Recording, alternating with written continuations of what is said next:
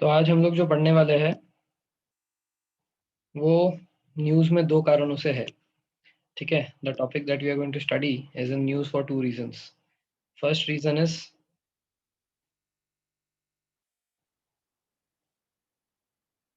Biden announced that US troops will be withdrawn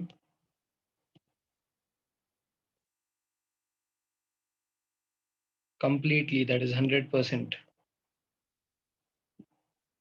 by 11th of September 2021. From where? From Afghanistan.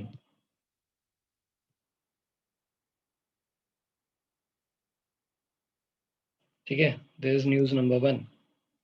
News number 2 is Kabul twin blast. Kabul में 2 बम धमाके हुए।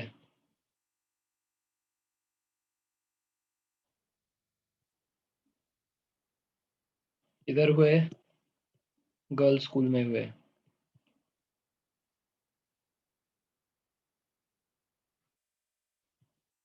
ठीक है, 68 लोग मारे गए। ये दोनों चीज़ें न्यूज़ में हैं और इंटरकनेक्टेड है, जो आज हम लोग टॉपिक पढ़ेंगे। पूरा टॉपिक जब खत्म होगा तो आपको दोनों चीज़ें समझ में आ जाएंगी। अब हम लोग को देखो क्या है कि यूएस ट्रूप्स का यहाँ से विड्रॉवल होने वाला है। मतलब अफगानिस्तान में इनके ट्रूप्स थे, तभी तो वहाँ से विड्रॉ कर रहे हैं। तो पहले तो ये जानना पड़ेगा ना कि यहाँ पे ट्रूप्स क्यों थे, और वो ट्रूप्स क्यों थे जानने के लिए उसकी लंबी हिस्ट्री देखनी पड़ेगी। ठीक है, so this topic is quite large. ये जो टॉपिक है ये 300 साल की हिस्ट्री है, 300 ईयर्स की हिस्ट्री। उसमें से सबसे की इम्पोर्टेंट हम लोग देखने वाले हैं 1973 से लेकर 2020 तक। This is the most important phase that we are going to study. But अब जब हम लोग पढ़ ही रहे तो अफगानिस्तान के सारे की पॉइंट्स हम लोग देखेंगे कि उनके देश में कब कब क्या क्या मेजर चेंजेस आए। तो उसके लिए हमें 300 साल की हिस्ट्री देखनी है। And by the end of the whole topic you will understand कि ये मैंने जानबूझ के इधर क्यों नहीं लिखा कि ये ब्लास्ट किसने किया है, क्योंकि एंड में आप ही लोग बता दोगे। You will be able to say on your own ये ब्लास्ट के पीछे कौन है। ठीक है, इसलिए पूरा टॉपिक देखना। ठीक है, एंड फिर खुद ही समझना। सो ये मेन टॉपिक ये है कि यूएस ट्रुप्स का विड्रॉवल क्यों है, एंड उसी के साथ वो कनेक्टेड टॉपिक था सेकेंड वाला। ये जो लोग आपको दिख रहे हैं यहाँ पे, ठीक है, ये जो यहाँ पे तस्वीर आपको दिख रही है, दे आर तालिबान। और ये लोग तालिबान है, बड़े खतरनाक लोग हैं। इनके पास बहुत सारे दिख ही रहा है, ये AK-47 लेके घूम रहा है, ये मशीन गन लेके घूम रहा है। ठीक है, ये क्या है थोड़ी देर में समझ में आएगा। The second photo that you can see you will come to know. Now let us talk about the geography of the location. जैसे मैं कल कह रहा था, कोई चीज़ अगर न्यूज़ में रहता है तो उसकी ज्योग्राफी आती है। तो कहाँ है अफगानिस्तान? ये है, इस जगह पे हमारा अफगानिस्तान है। ये जो अफगानिस्तान है, अफगानिस्तान कितने लोगों से घिरा हुआ है? 6 लोगों से घिरा हुआ है, पहली चीज़। दूसरी चीज़, लैंड लॉक कंट्री है। कैसी कंट्री है? लैंड लॉक कंट्री है। ठीक है ना। अब आपका होमवर्क है कि इस एरिया में, इस एरिया को क्या कहते हैं? इसको बोलते हैं सेंट्रल एशिया। ठीक है, अफगानिस्तान किसका पार्ट है? सेंट्रल एशिया का पार्ट है। आपका होमवर्क है आज सबका, सेंट्रल एशिया में कितने लैंड लॉक कंट्रीज है। What do you mean by land locked? जो कि समुंदर से अपना बाउंड्री शेयर नहीं करता। जैसे पाकिस्तान की बात करें तो लैंड लॉक नहीं है, ईरान की बात करें तो लैंड लॉक नहीं है, तुर्कमेनिस्तान की बात करें तो लैंड लॉक्ड है, अफगानिस्तान की बात करें तो लैंड लॉक्ड है। नहीं नहीं, तुर्कमेनिस्तान भी नहीं है, यहाँ पे कैस्पियन सी है, सॉरी। तुर्कमेनिस्तान भी नहीं है, सॉरी। ठीक है, तुर्कमेनिस्तान भी नहीं है। तजाकिस्तान लैंड लॉक्ड है। ये जो है तजाकिस्तान, ये लैंड लॉक्ड है। ठीक है ना। सो जो समुंदर से, कोई भी टाइप का समुंदर जो है, उससे अगर वो लैंड अपना शेयर नहीं करता तो कितने हैं वो आपको निकालने हैं। ठीक है ना। This is your homework today, और ये आता है एग्जाम में, इसीलिए दे रहा हूँ। खैर, अभी हम लोग बात करेंगे अफगानिस्तान की। अफगानिस्तान कैसा कंट्री है? सेंट्रल एशियन कंट्री है, पहली चीज। दूसरा, लैंडलॉक कंट्री है।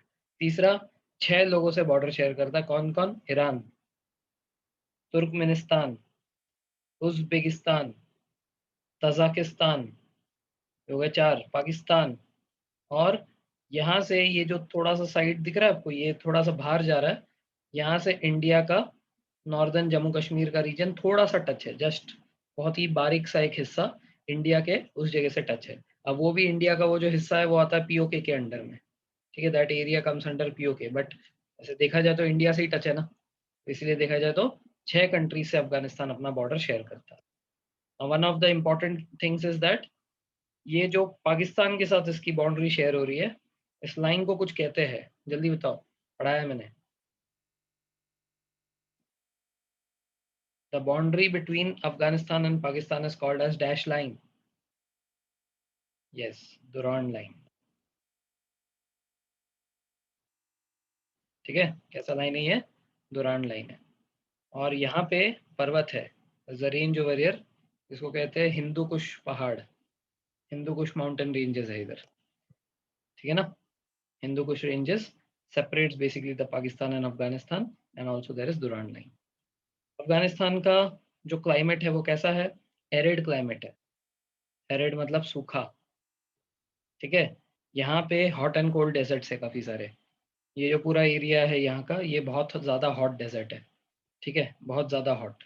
उसके बाद ये सेमी कोल्ड डेजर्ट है, ठीक है। फिर इस जगह पे थोड़ा सा एरिया इसका कोल्ड डेजर्ट है। और बाकी का जो पूरा एरिया है जहाँ पे मैक्सिमम पॉपुलेशन रहता है, काबुल, काबुल के आसपास, ठीक है, यही एक एरिया है जहाँ पे उतना ज़्यादा गर्म नहीं है, ठीक है। इसीलिए मैक्सिमम सिटीज इसी, मतलब मैक्सिमम पॉपुलेशन इसी एरिया में, सिटीज भी इसी एरिया में। मेन कौन कौन से सिटीज है का मतलब अफगानिस्तान के मेन सिटीज में पड़ता है काबुल, एक कांधार, और एक Herat. This are the 3 important cities, ठीक है ना। ये 3 इम्पोर्टेंट सिटीज है यहाँ पे, राइट। तो ये हो गया अफगानिस्तान के क्लाइमेट के बारे में, नेबर्स के बारे में, कौन से एरिया में लोकेटेड है उसके बारे में। नाउ अफगानिस्तान के बारे में एक चीज जानो, अफगानिस्तान रिसोर्सेस से भरा हुआ है, ठीक है, बहुत ज़्यादा रिसोर्सेज है इनके पास मेटल्स है, ठीक है, अनटैप्ड रिसोर्सेज है, ये अब तक निकाले नहीं गए। मतलब अगर अच्छे से यहाँ पे हम लोग उस रिसोर्सेज को एक्सकैवेट करेंगे, ठीक है, तो हमें बहुत ज़्यादा रिसोर्सेज मिल पाएंगे। बट अभी तक जो अनटैप्ड है, कोई नहीं निकाल पा रहा है उसको, क्यों बताऊंगा, ठीक है। तो इनके पास मेटल्स बहुत है, मेटल्स में सबसे ज़्यादा इनके पास है आयरन, ठीक है, उसके बाद है क्रोमियम, उसके बाद है गोल्ड, ठीक है, ये होगा मेटल्स। सेकंड जो अफगानिस्तान में ज़्यादा है वो है नेचुरल गैस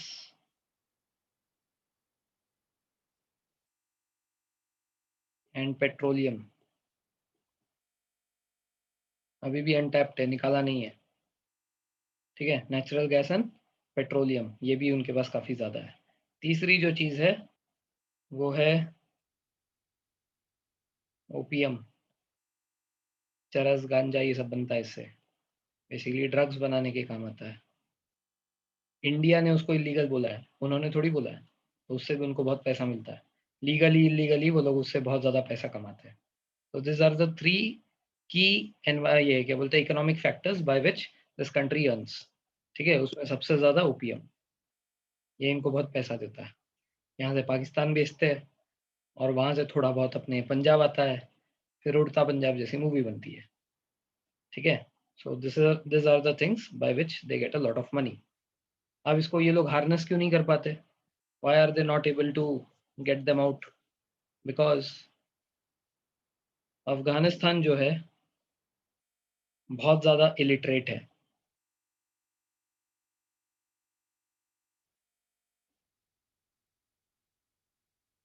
यहाँ पे जो इलिटरेसी रेट है वो, मतलब लिटरेसी रेट, सॉरी, इलिटरेसी नहीं, इसकी जो इलिटरेसी रेट, लिटरेसी रेट है वो करीब करीब 13% है, ठीक है। हमें तो लगता था इंडिया ही खराब है, ऐसा नहीं है। इंडिया की लिटरेसी रेट करीब करीब अभी 69 के आसपास है, 68-69% के आसपास, ठीक है। कुछ जगहों पे तो 90+ भी है, जैसे केरला में है, पौंडीचेरी में है, ठीक है। बट ये कंट्री में literacy rate is only around 13%, ठीक है। ऐसा क्यों? क्योंकि इनके कंट्री में रूरल पॉपुलेशन जो है वो है 95%, गाँव में रहते हैं। अर्बन पॉपुलेशन जो है कांधार, काबुल, इन सिटीज में रहने वाले, वो केवल 5% है। ठीक है, तो दिस इज द रीजन। अब ये जो गांव में रहने वाले जो रूरल पॉपुलेशन है, ये सब ट्राइबल्स है, दे आर ऑल ट्राइबल्स। यहाँ पे अलग अलग किस्म की ट्राइब्स रहती है, जिसमें से सबसे ज्यादा पॉपुलेशन ऑफ जो ट्राइब है वो है पुश्तून ट्राइब्स।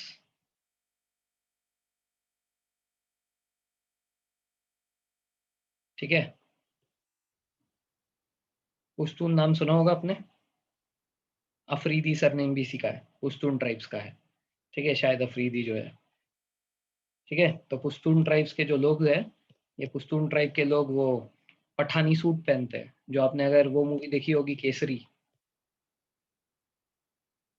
केसरी में जो आते हैं ना, वो पुश्तून ट्राइब्स होते हैं।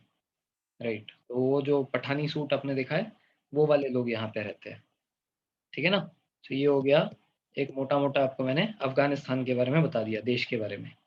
ठीक है, अब यहाँ पे पुश्तून के ये सबसे ज्यादा है, पुश्तून ट्राइब्स। इसके अलावा भी यहाँ पे बाकी एरियाज में भी बहुत सारे दूसरे ट्राइब्स रहते हैं, जैसे हजारा। ये जो हजारा ट्राइब्स है, ये बीचों बीच है। ये एक्चुअल में हजारा नेटिव नहीं है अफगानिस्तान का। ठीक है ना, ये हजारा ट्राइब जो है, ये बाबर लेकर आया था इधर।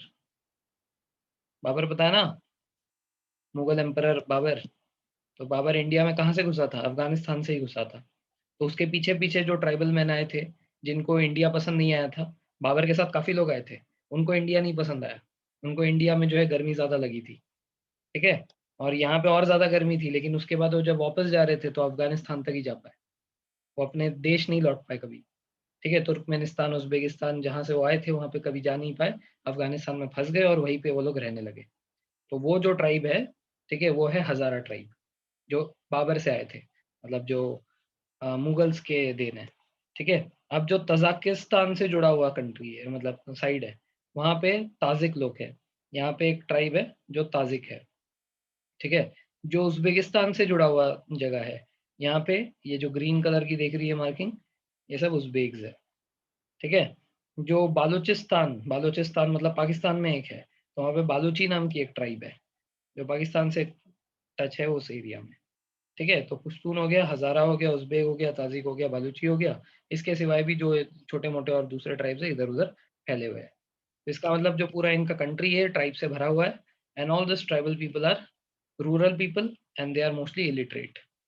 ठीक है, यही सबसे इनके कंट्री का बेसिक फाउंडेशन हुआ है, रूरल पॉपुलेशन से। And how the whole future will be design will be based on this. ठीक है, अब समझते हैं इसको। तो इसकी बहुत ज़्यादा पीछे जानी पड़ेगी हिस्ट्री में। ठीक है, तो history of Afghanistan, we have to start from the time of Ahmad Shah Abdali. Ahmad Shah Abdali का फिगर आपने सुना होगा, अगर आपने वो मूवी देखी होगी तो। इसको बोलते हैं पानीपत। ठीक है, पानीपत मूवी अगर देखी होगी तो अहमद शाह अब्दाली देखा होगा आपने उसमें। उसमें संजय दत्त बने थे अहमद शाह अब्दाली, है ना। और पता नहीं किसने अर्जुन कपूर को उस मूवी में ले लिया था, इसलिए आधे लोगों ने वो मूवी देखी नहीं। ठीक है, बट एनीवेज मूवी अच्छी है, कभी मौका मिले तो देख लेना। वो मूवी किसके ऊपर बेस्ड है, अहमद शाह अब्दाली ने मराठास के साथ एक युद्ध लड़ा था, जिसको बोलते हैं the third battle of Panipat. ठीक है, थर्ड बैटल ऑफ पानीपत। ठीक है, तो थर्ड बैटल ऑफ पानीपत में अहमद शाह अब्दाली ने मराठास को हरा दिया था। तो अहमद शाह अब्दाली जो है कहाँ से आया था, अफगानिस्तान से आया था। And he is called as the father of modern Afghanistan. So he not only captured the places in Afghanistan, but he also captured some of the places in the Sindh region, Sindh and Punjab region of India. तो आज जो हम लोग अफगानिस्तान देख रहे हैं, वो अफगानिस्तान इसी का कैप्चर किया हुआ है। प्लस उसने कुछ इंडिया के भी टेरिटरीज को एक्वायर किया था, जो कि बाद में ब्रिटिश के टाइम पे हट गया था। बाद में ब्रिटिश ने जो है वो सारे टेरिटरीज इंडिया में ले ली थी और अफगानिस्तान का एक अलग बाउंड्री सेट कर दिया था। वरना ये भाई साहब ने तो इंडिया के अंदर भी काफी सारी टेरिटरीज एक्वायर की थी। ठीक है ना, तो Ahmad Shah Abdali is called as the father of modern Afghanistan. याद रखना मॉडर्न, क्योंकि एक आगे आएगा फादर ऑफ अफगानिस्तान, ये फादर ऑफ मॉडर्न अफगानिस्तान है। ठीक है, अभी न्यूज में अफगानिस्तान के बारे में चल रहा है तो ऐसे क्वेश्चन आ सकते हैं। ठीक है ना, तो ये जो है is the main person who consolidated power in Afghanistan, captured most of the land that we see under Afghanistan today. इसका जो कैपिटल था वो था कंधार। ठीक है, कंधार किधर था, सदर्न पार्ट में जहाँ पे डेजर्ट है, ये है कांधार। ठीक है, ये जो है ये हॉट डेजर्ट है, काफी गर्म जगह है। ठीक है, तो कांधार इसका कैपिटल था। ठीक है, अब अहमद शाह अब्दाली जो है, इनफैक्ट कभी वो पानीपत की मूवी देखने का मिला मौका तो देख लेना। वो जब पानीपत में बैटल करने के लिए था, तभी उसका जो बेटा है तैमूर शाह जो है, ये एक बैटल हार गया था। ठीक है, तो अहमद शाह अब्दाली जो है, वो बीच रास्ते में ही बोलते कि मेरे को जो है अफगानिस्तान ज्यादा प्यारा है, मेरे को दिल्ली नहीं जीतना, मेरे को बिना लड़े ही वापस जाना है। तो उसने जो है मराठास को वो दिया था, ऑफर किया था कि हम लोग बिना लड़े ही वापस चले जाना चाहते हैं। ठीक है, तो उसने कुछ समझौता किया, जो समझौता मराठास माने नहीं, कि मराठास को लग रहा था कि ये डर के जो है समझौता कर रहा है। ठीक है, वो उनकी बहुत बड़ी गलती थी, भूल थी उनकी। एनीवेज, फिर तो वॉर हुआ, हार गए, अलग बात है। बट तैमूर शाह का भी नाम उस मूवी में आपको मिलेगा। उसका बेटा था तैमूर शाह दुरानी, सन ऑफ अब्दाली। इसने क्या काम किया था, कांधार से काबुल में कैपिटल शिफ्ट किया था, और आज भी काबुल ही इनका कैपिटल है। So today where is their capital, Kabul. पहले ओल्ड कैपिटल क्या था, कांधार। ये दो मेन सिटीज हैं इनके। आगे भी हमें ये दोनों सिटीज का रेफरेंस मिलेगा। ठीक है, तो एक बार ये तैमूर शाह मर गए, उसके बाद कोई ज्यादा दुरानी एम्पायर में कोई बड़ा राजा था नहीं। तो इससे क्या हुआ, ये जो रशियंस है, अभी आज के डेट में रशिया बहुत छोटा है, बट एक समय ऐसा था कि रशिया के अंडर में कजाकिस्तान, उज्बेकिस्तान, ये पूरा एरिया इनका था। ठीक है, ये पूरा जो एरिया है ये यूएसएसआर के अंडर में था। ठीक है, और यहाँ पे ये जो पाकिस्तान है, ये पाकिस्तान हुआ नहीं करता था, ये सब इंडिया में था। और यहाँ पे कौन थे, ब्रिटिश थे। तो ये यूएसएसआर और ब्रिटिश दोनों ही जानते थे कि अफगानिस्तान कितना फायदेमंद है रिसोर्सेस के मामले में। तो दोनों को ही इंटरेस्ट था अफगानिस्तान जाने का। दोनों को ही यहाँ पे अफगानिस्तान में आके यहाँ के रिसोर्सेस को एक्सप्लॉइट करने थे। एंड दैट इज वाई दोनों ने जो है अफगानिस्तान में आकर इन्वेड करने की कोशिश की। और दोनों के इन्वेजन का ये जो प्लान बना था, इसको बोलते the great game. Now who wins in this game is to be seen. ठीक है, जो पहले पहुंचेगा अफगानिस्तान, वो जीतेगा, सिंपल सी बात है। ठीक है, तो ये जो इन दोनों को अफगानिस्तान चाहिए था और दोनों इसकी प्लानिंग कर रहे थे, इसको हमारे हिस्ट्री में क्या बोला जाता है, the great game. So what is the great game? USSR and British both were wanting to come to Afghanistan to harness the untapped resources from there. ठीक है, बट देखो ऐसा है कि अफगानिस्तान में जितने ही मैंने ट्राइब्स दिखाए ना, ये सारे ट्राइब्स एक दूसरे से नफरत करते हैं। ठीक है, all this tribal people are not very much friendly with each other. But लेकिन जब भी कोई अगर फॉरेन कंट्री उनको इन्वेड करने की कोशिश करता है ना, सारे ट्राइब्स एक साथ मिल जाते हैं और वो फॉरेन पावर को कभी जीतने नहीं देते। अफगानिस्तान की पूरी हिस्ट्री देख लो, कोई भी फॉरेन कंट्री जाकर वहां पे टिक नहीं पाया है। और एक एग्जांपल तो अभी देख रहे हैं हम लोग, वहां पे अमेरिकन को भी भगा दिया जा रहा है। एक तरीके से अमेरिका भाग ही रहा है। बाद में पता चलेगा क्यों। ठीक है ना, तो ये अफगानिस्तान की खासियत है कि वहाँ के सारे जो ट्राइबल मैन है, पूरे साल भर लड़ते रहेंगे, लेकिन क्या है कि जैसे ही कोई आएगा ना उनको आक्रमण करने, तो इकट्ठा हो जाएंगे। तो अब ये ग्रेट गेम में जीता कौन, ब्रिटिश पहले पहुंचा। ठीक है, क्योंकि यहाँ पे ये पाकिस्तान तो था नहीं, ये तो इंडिया ही था। तो उनको क्या करना था, बस दुरान लाइन को क्रॉस करके उस तरफ जाना था। उस टाइम पे दुरान लाइन भी नहीं था, इनफैक्ट दुरान लाइन भी बाद में बना। तो देयर वाज नो लाइन, इनको सिर्फ हिंदू कुश क्रॉस करना था। हिंदू कुश क्रॉस करेंगे तो अफगानिस्तान पहुंच जाएंगे। तो ब्रिटिश पहले पहुंचा, रशिया को टाइम लगा, क्योंकि तुर्कमेनिस्तान ये सब उनके पास ही था, बट दे हैड टू, मतलब उनका जो कैपिटल है वो बहुत दूर था। ठीक है, रशिया का जो कैपिटल है वो था पेट्रोग्रेड। ठीक है, दैट वाज वेरी फार। तो वहां से इनको आने में बहुत समय लग गया। So that is why British जो है ये द ग्रेट गेम जीत गया। ठीक है, अब obvious सी बात है, मैंने जो कहा, अफगानिस्तान में कोई भी फॉरेन पावर आता तो उनके ऊपर अटैक हो जाता। ठीक है, तो this led to the first Afghan war, first Anglo Afghan war. This first Anglo Afghan war took place in the year 1839 to 1842। 39 से 42 के बीच में चला। ठीक है, तो जैसे मैंने कहा, सारे के सारे ट्राइब्स इकट्ठा हो गए और उन्हें ब्रिटिश को बहुत बुरी तरह धो दिया। कॉम्प्रीहेंसिव विक्ट्री मिली। ब्रिटिश ने कभी सपने में नहीं सोचा था कि इतनी बुरी तरह हार सकते हैं। ठीक है ना, तो ब्रिटिश जो है चुपचाप से मुंह उठा के आ गया वहां से। लेकिन ये हुआ कि इनको अफगान्स को लगा कि हम लोगों ने ब्रिटिश को हरा दिया, बहुत बड़ी बात है। ठीक है, और ये लोग हो गए कि अभी इनको लगा अरे कभी नहीं आएंगे वापस। अब ब्रिटिश ऐसा थोड़ी है। ठीक है, अब ये लोग जो है अंडर एस्टिमेट कर बैठे हैं ब्रिटिश को। ठीक है, तो what happened is after the comprehensive victory they thought कि they are not going to come back. But इस बार क्या हुआ, सेकंड एंग्लो अफगान वॉर हो गया। इस बार जो है ब्रिटिश आया और अचानक से हमला किया। और अचानक से हमला करने के बाद यहाँ पे इनको हरा दिया। ठीक है, उस टाइम पे जो है वहाँ पे जो एम्परर थे उसका नाम था अब्दुल रहमान। नाम याद रखने की जरूरत नहीं है, इसको आयरन अमीर बोलते थे। He was called as the iron Amir उस टाइम पे। ठीक है, ये अफगान थ्रोन पे था, ब्रिटिश ने बुरी तरह हरा दिया, और ब्रिटिश जब भी किसी को हराता तो उसके बाद ट्रीटी साइन करवाता। तो उसने क्या ट्रीटी साइन किया, उसने कहा कि इसके बाद देखो क्या है, ब्रिटिश और रशिया दोनों ही चाहती है ना यहाँ पे कब्जा करना। तो क्या है कि ब्रिटिश ने एक बार वॉर जीत लिया, तो सबसे पहले उनको बोला कि देखो कंट्री को हम लोग नहीं छीन रहे, बट तुम्हारे कंट्री का फॉरेन अफेयर्स हम लोग कंट्रोल करेंगे। तुम किसी दूसरे देश को हमारे परमिशन के बिना यहाँ पे ना तो आने दे सकते हो और ना किसी दूसरे देश से आप रिलेशन बना सकते हो। तो ब्रिटिश ने एक तरीके से क्या किया, उनका फॉरेन अफेयर्स अपने हाथ में ले लिया। तो एक तरीके से आप बोल सकते हो कि अफगानिस्तान गुलाम बन गया। ठीक है ना? अब रशियंस और ब्रिटिश जो भी है, मतलब ब्रिटिश जो है अभी रशियंस को अलाउ करेगा ही नहीं। अब इसी बात है, फॉरेन अफेयर उनके हाथ में। रशियंस वहाँ पे आएँगे तो बोलेगा कि कैसे आने दिया तुमने, है ना? तो एक तरीके से आप बोल सकते हो रशियंस इसमें हार गए।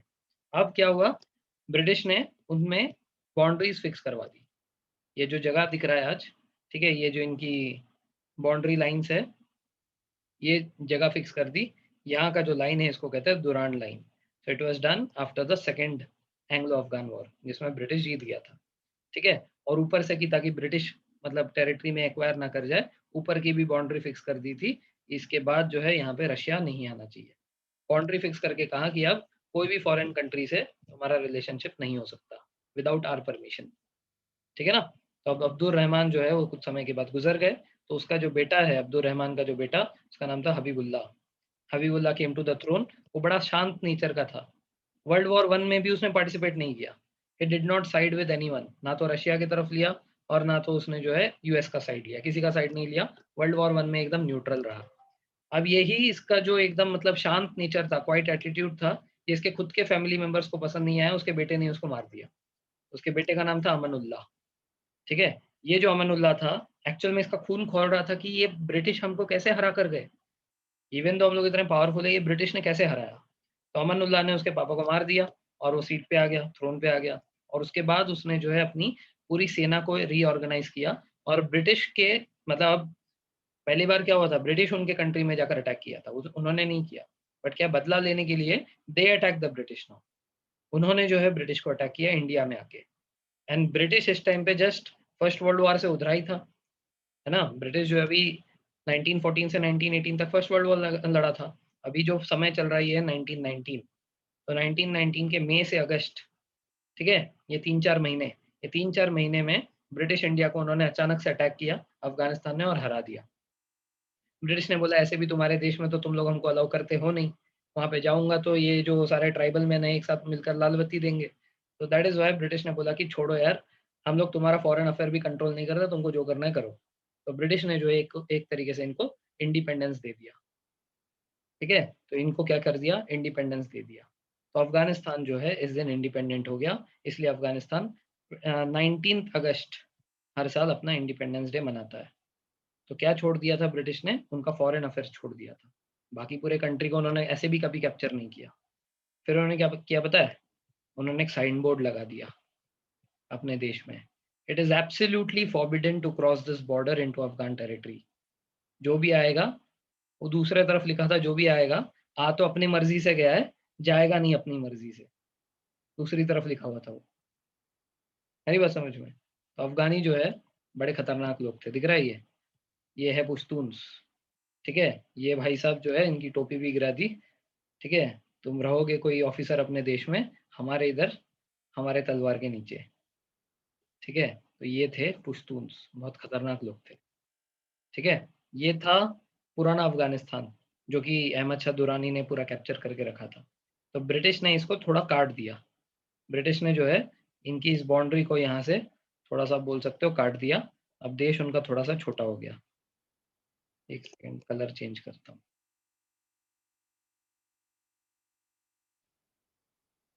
अरे! कलर ही चेंज, ठीक है? ये बाउंड्री अब छोटी हो गई। ये एरिया जो है पाकिस्तान के अंदर आ गया। ये ब्रिटिश ने किया था after the second Anglo Afghan war. यहाँ तक चीज़ें क्लियर है? उनका इंडिपेंडेंस डे कब आया, क्या आया, हो गया क्लियर? तो अभी तक हमने क्या-क्या चीज़ें देखी है? अभी तक हमने ये चीज़ें देखी है कि उनका कैपिटल कैसे चेंज हुआ काबुल से, ठीक है, कांधार से काबुल। फिर कंसोलिडेशन ऑफ पावर किसने किया, फादर ऑफ मॉडर्न अफगानिस्तान कौन है, ठीक है, 3 वॉर्स लड़े गए, वो 3 वॉर में कौन कौन जीता, पहले जो है अफगान जीते, फिर ब्रिटिश जीता, और फिर जो है फिर से अफगान जीते, और उन्होंने जो है अपने आप को फ्री करवा लिया, ठीक है। तो ब्रिटिश के साथ जो ट्रीटी साइन हुई थी फॉरेन अफेयर्स जब उन्होंने हटा दिया, उसको बोलते हैं ट्रीटी ऑफ रावलपिंडी, ठीक है, that is called as the treaty of Rawalpindi, जो कि पाकिस्तान में साइन हुई थी, ठीक है, मतलब उस टाइम पे तो वो इंडिया में ही था एनीवेज, ठीक है। अब इसके बाद क्या होता है, इसके बाद जो अमनुल्लाह है, अमनुल्लाह के रेन के बारे में बात करते हैं। इसने उस टाइम पे, अब देखो फॉरेन अफेयर्स का मतलब अभी छुटकारा मिल गया उनको, अब इनके हाथ में है। तो इसने मेजर कंट्रीज के साथ, जैसे यूरोप के साथ, ठीक है, उसके बाद ये ईरान के साथ, इन सारे कंट्रीज के साथ इसने डिप्लोमेटिक रिलेशनशिप्स एस्टेब्लिश कर लिए, ठीक है। डिप्लोमेटिक रिलेशनशिप मतलब अब उनके लोग यहाँ पे आएंगे, इनके लोग वहाँ पे जाएंगे, तो they will have embassies in both the countries like this. He also made some modern changes, कुछ मॉडर्न चेंजेस किए इसने, जैसे एलिमेंट्री एजुकेशन कंपलसरी कर दिया सबके लिए। देखो ये बहुत पुराना ज़माना नहीं है, 1900s में आ चुके हैं हम लोग, 1919 का पीरियड है, ठीक है? तो करीब 100 साल पुरानी बात कर रहे हैं। उसने एलिमेंट्री एजुकेशन सबके लिए कंपलसरी कर दिया, इवन फॉर गर्ल्स, ठीक है ना? अब जो अफ़गानिस्तान में जो पश्तून ट्राइब्स है और एकदम मतलब पुराने ख़यालात के लोग हैं, इनके हिसाब से क्या है कि ये औरतों को कभी पढ़ाना-लिखाना नहीं चाहिए। They should always be under their husbands और अंडर देयर फादर। ठीक है? सो इनको पढ़ा लिखा के क्या करना है? तो ऐसा था सोच, तो जो भी है, तो इनको जो है कंपल्सरी एजुकेशन कर दी है इवन फॉर गर्ल्स। फिर मुस्लिम वेल जो होता है ना बुर्के के सामने जो अपना चेहरा भी ढक देते हैं औरतें, बोला कि ये ट्रेडिशन जो है अगर आपको फॉलो करना है आप कर सकते हो वरना एबॉलिश कर दिया, ऐसा कोई कंपल्शन नहीं है कि आपको जो है वो मुँह जो है पर्दे से ढकना ही है। ठीक है? It was abolished. Then coeducation schools was created, जहाँ पे लड़का-लड़की साथ में बैठ के पढ़ सकते हैं। अब ऑब्वियस सी बात है, जो एकदम पुराने ख़यालात के लोग हैं वहाँ पे, अचानक से इतने इतने ज़्यादा चेंजेज़ क्या उनको पसंद आएँगे? नहीं। तो जो ट्राइबल लोग थे, जो रिलीजियस लोग थे, उनको बड़ा गुस्सा आ गया। तो उन्होंने क्या किया, अमानुल्लाह को मरवा दिया, ठीक है?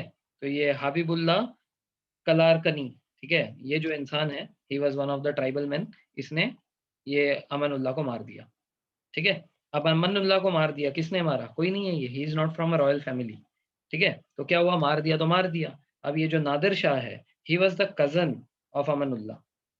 तो इसको लगा कि ये कौन बैठा हुआ है गद्दी पे आके, ये हबीबुल्लाह कौन है ये? कोई नहीं है। तो इसने क्या किया, इसको भी मार दिया, ठीक है? हबीबुल्लाह वाज़ किल्ड, ठीक है? और ये जो है नादिर शाह बैठकर मतलब जाकर अब सीट पे बैठ गया ऑन द थ्रोन। अब ये कुछ समय तक ही रह पाया। क्यों? क्योंकि ये हुआ कि इसने वापस आकर अमानुल्लाह ने जो चेंजेज़ किए थे, उसको रिवर्स कर दिया। He reverse the changes that were made by Amanullah, ठीक है? अब अमानुल्लाह ने जो इसने रिवर्स कर दिया, इसके बाद वो धीरे-धीरे अफ़गानिस्तान में अपना पावर कंसोलिडेट करने लगा। बट जो बच्चे अभी पढ़ाई कर रहे थे, उन बच्चों का जो है वो रुक गया ना, एजुकेशन रुक गया। तो एक स्टूडेंट ने इसको मार दिया। A student killed him in revenge because जो रिफॉर्म्स थे, वो रिफॉर्म्स जो है इनके लिए अच्छा था, पढ़ाई-लिखाई हो पा रही थी, तो समझा नहीं, नादिर शाह ने बंद कर दिया, तो उसने 33 में इसको मार दिया। ठीक है ना? तो देखो क्या है कि ये सारे आपने कुछ दिन पहले दिल्ली सल्तनत पढ़ा था, दिल्ली सल्तनत में यही देखा था, सब घरवाले ही एक-दूसरे को मारे जा रहे थे, ठीक है? तो अब क्या हुआ, नादिर शाह का बेटा आ गया अब। नादिर शाह का जो बेटा था, उसका नाम था मोहम्मद ज़ाहिर शाह। अब यहाँ से कहानी इंटरेस्टिंग होने वाली है, ठीक है? He was the last emperor of Afghanistan. Afghanistan कैसे रूल में चल रहा है? मोनार्की रूल में चल रहा है, ठीक है? अफ़गानिस्तान में क्या चल रहा है अभी? मोनार्की सिस्टम चल रहा है, डेमोक्रेसी नहीं आया है यहाँ तक। ठीक है? यहाँ पे राजा है अभी भी। तो ये ज़ाहिर शाह जो है ये बैठ गया अभी गद्दी पे। ठीक है? ये उस समय सिर्फ़ 19 साल का था। इसलिए जो है इसके ऊपर जो वज़ीर टाइप का होता है ना, जो सेनापति होता है, वो जो है इसको रूल करवा रहा था। He was just for the namesake, he was being मतलब country was being ruled by someone else. ठीक है? जब ये थोड़ा बड़ा हुआ 1950s के आस-पास जब ये काफ़ी बड़ा हो गया था, तब जो है ये जब सेंस में आ गया, तब जो है कुछ अच्छे काम करने लगा। जैसे ही was the one who started building diplomatic relationship with almost every country. Almost सारे कंट्रीज़ के साथ डिप्लोमैटिक रिलेशनशिप्स इसने बना दिए। इसने जो है अफ़गानिस्तान का इमेज पूरे दुनिया के सामने उभारा, कि हाँ, हम भी एक देश है, ठीक है? इधर-इधर हेलो ब्रदर इधर, ठीक है? हम भी एक देश है। तो ये जो है पूरे दुनिया के सामने इसने थोड़ी-सी इमेज क्रिएट कर दी and that is why he is called as the father of Afghanistan.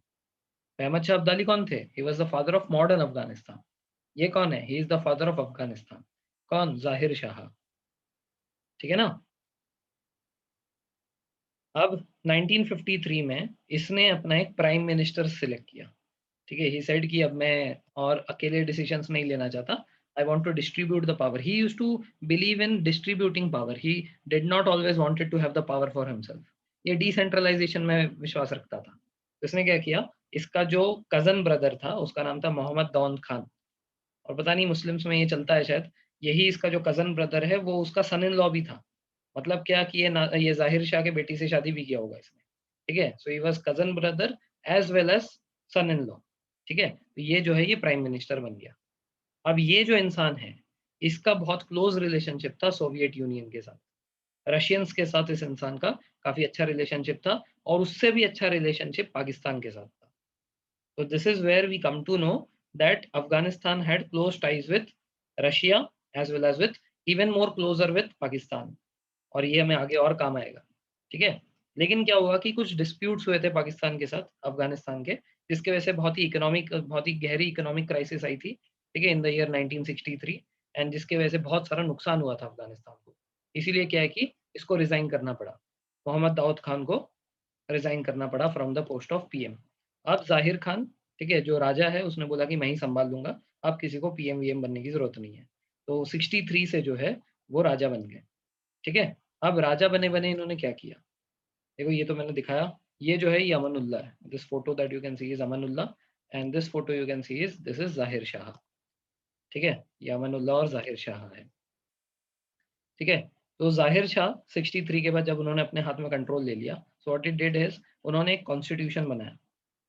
He made a constitution in the year 1964. ये जो कॉन्स्टिट्यूशन थी ये बाइकैमरल सिस्टम बनाना चाहता था।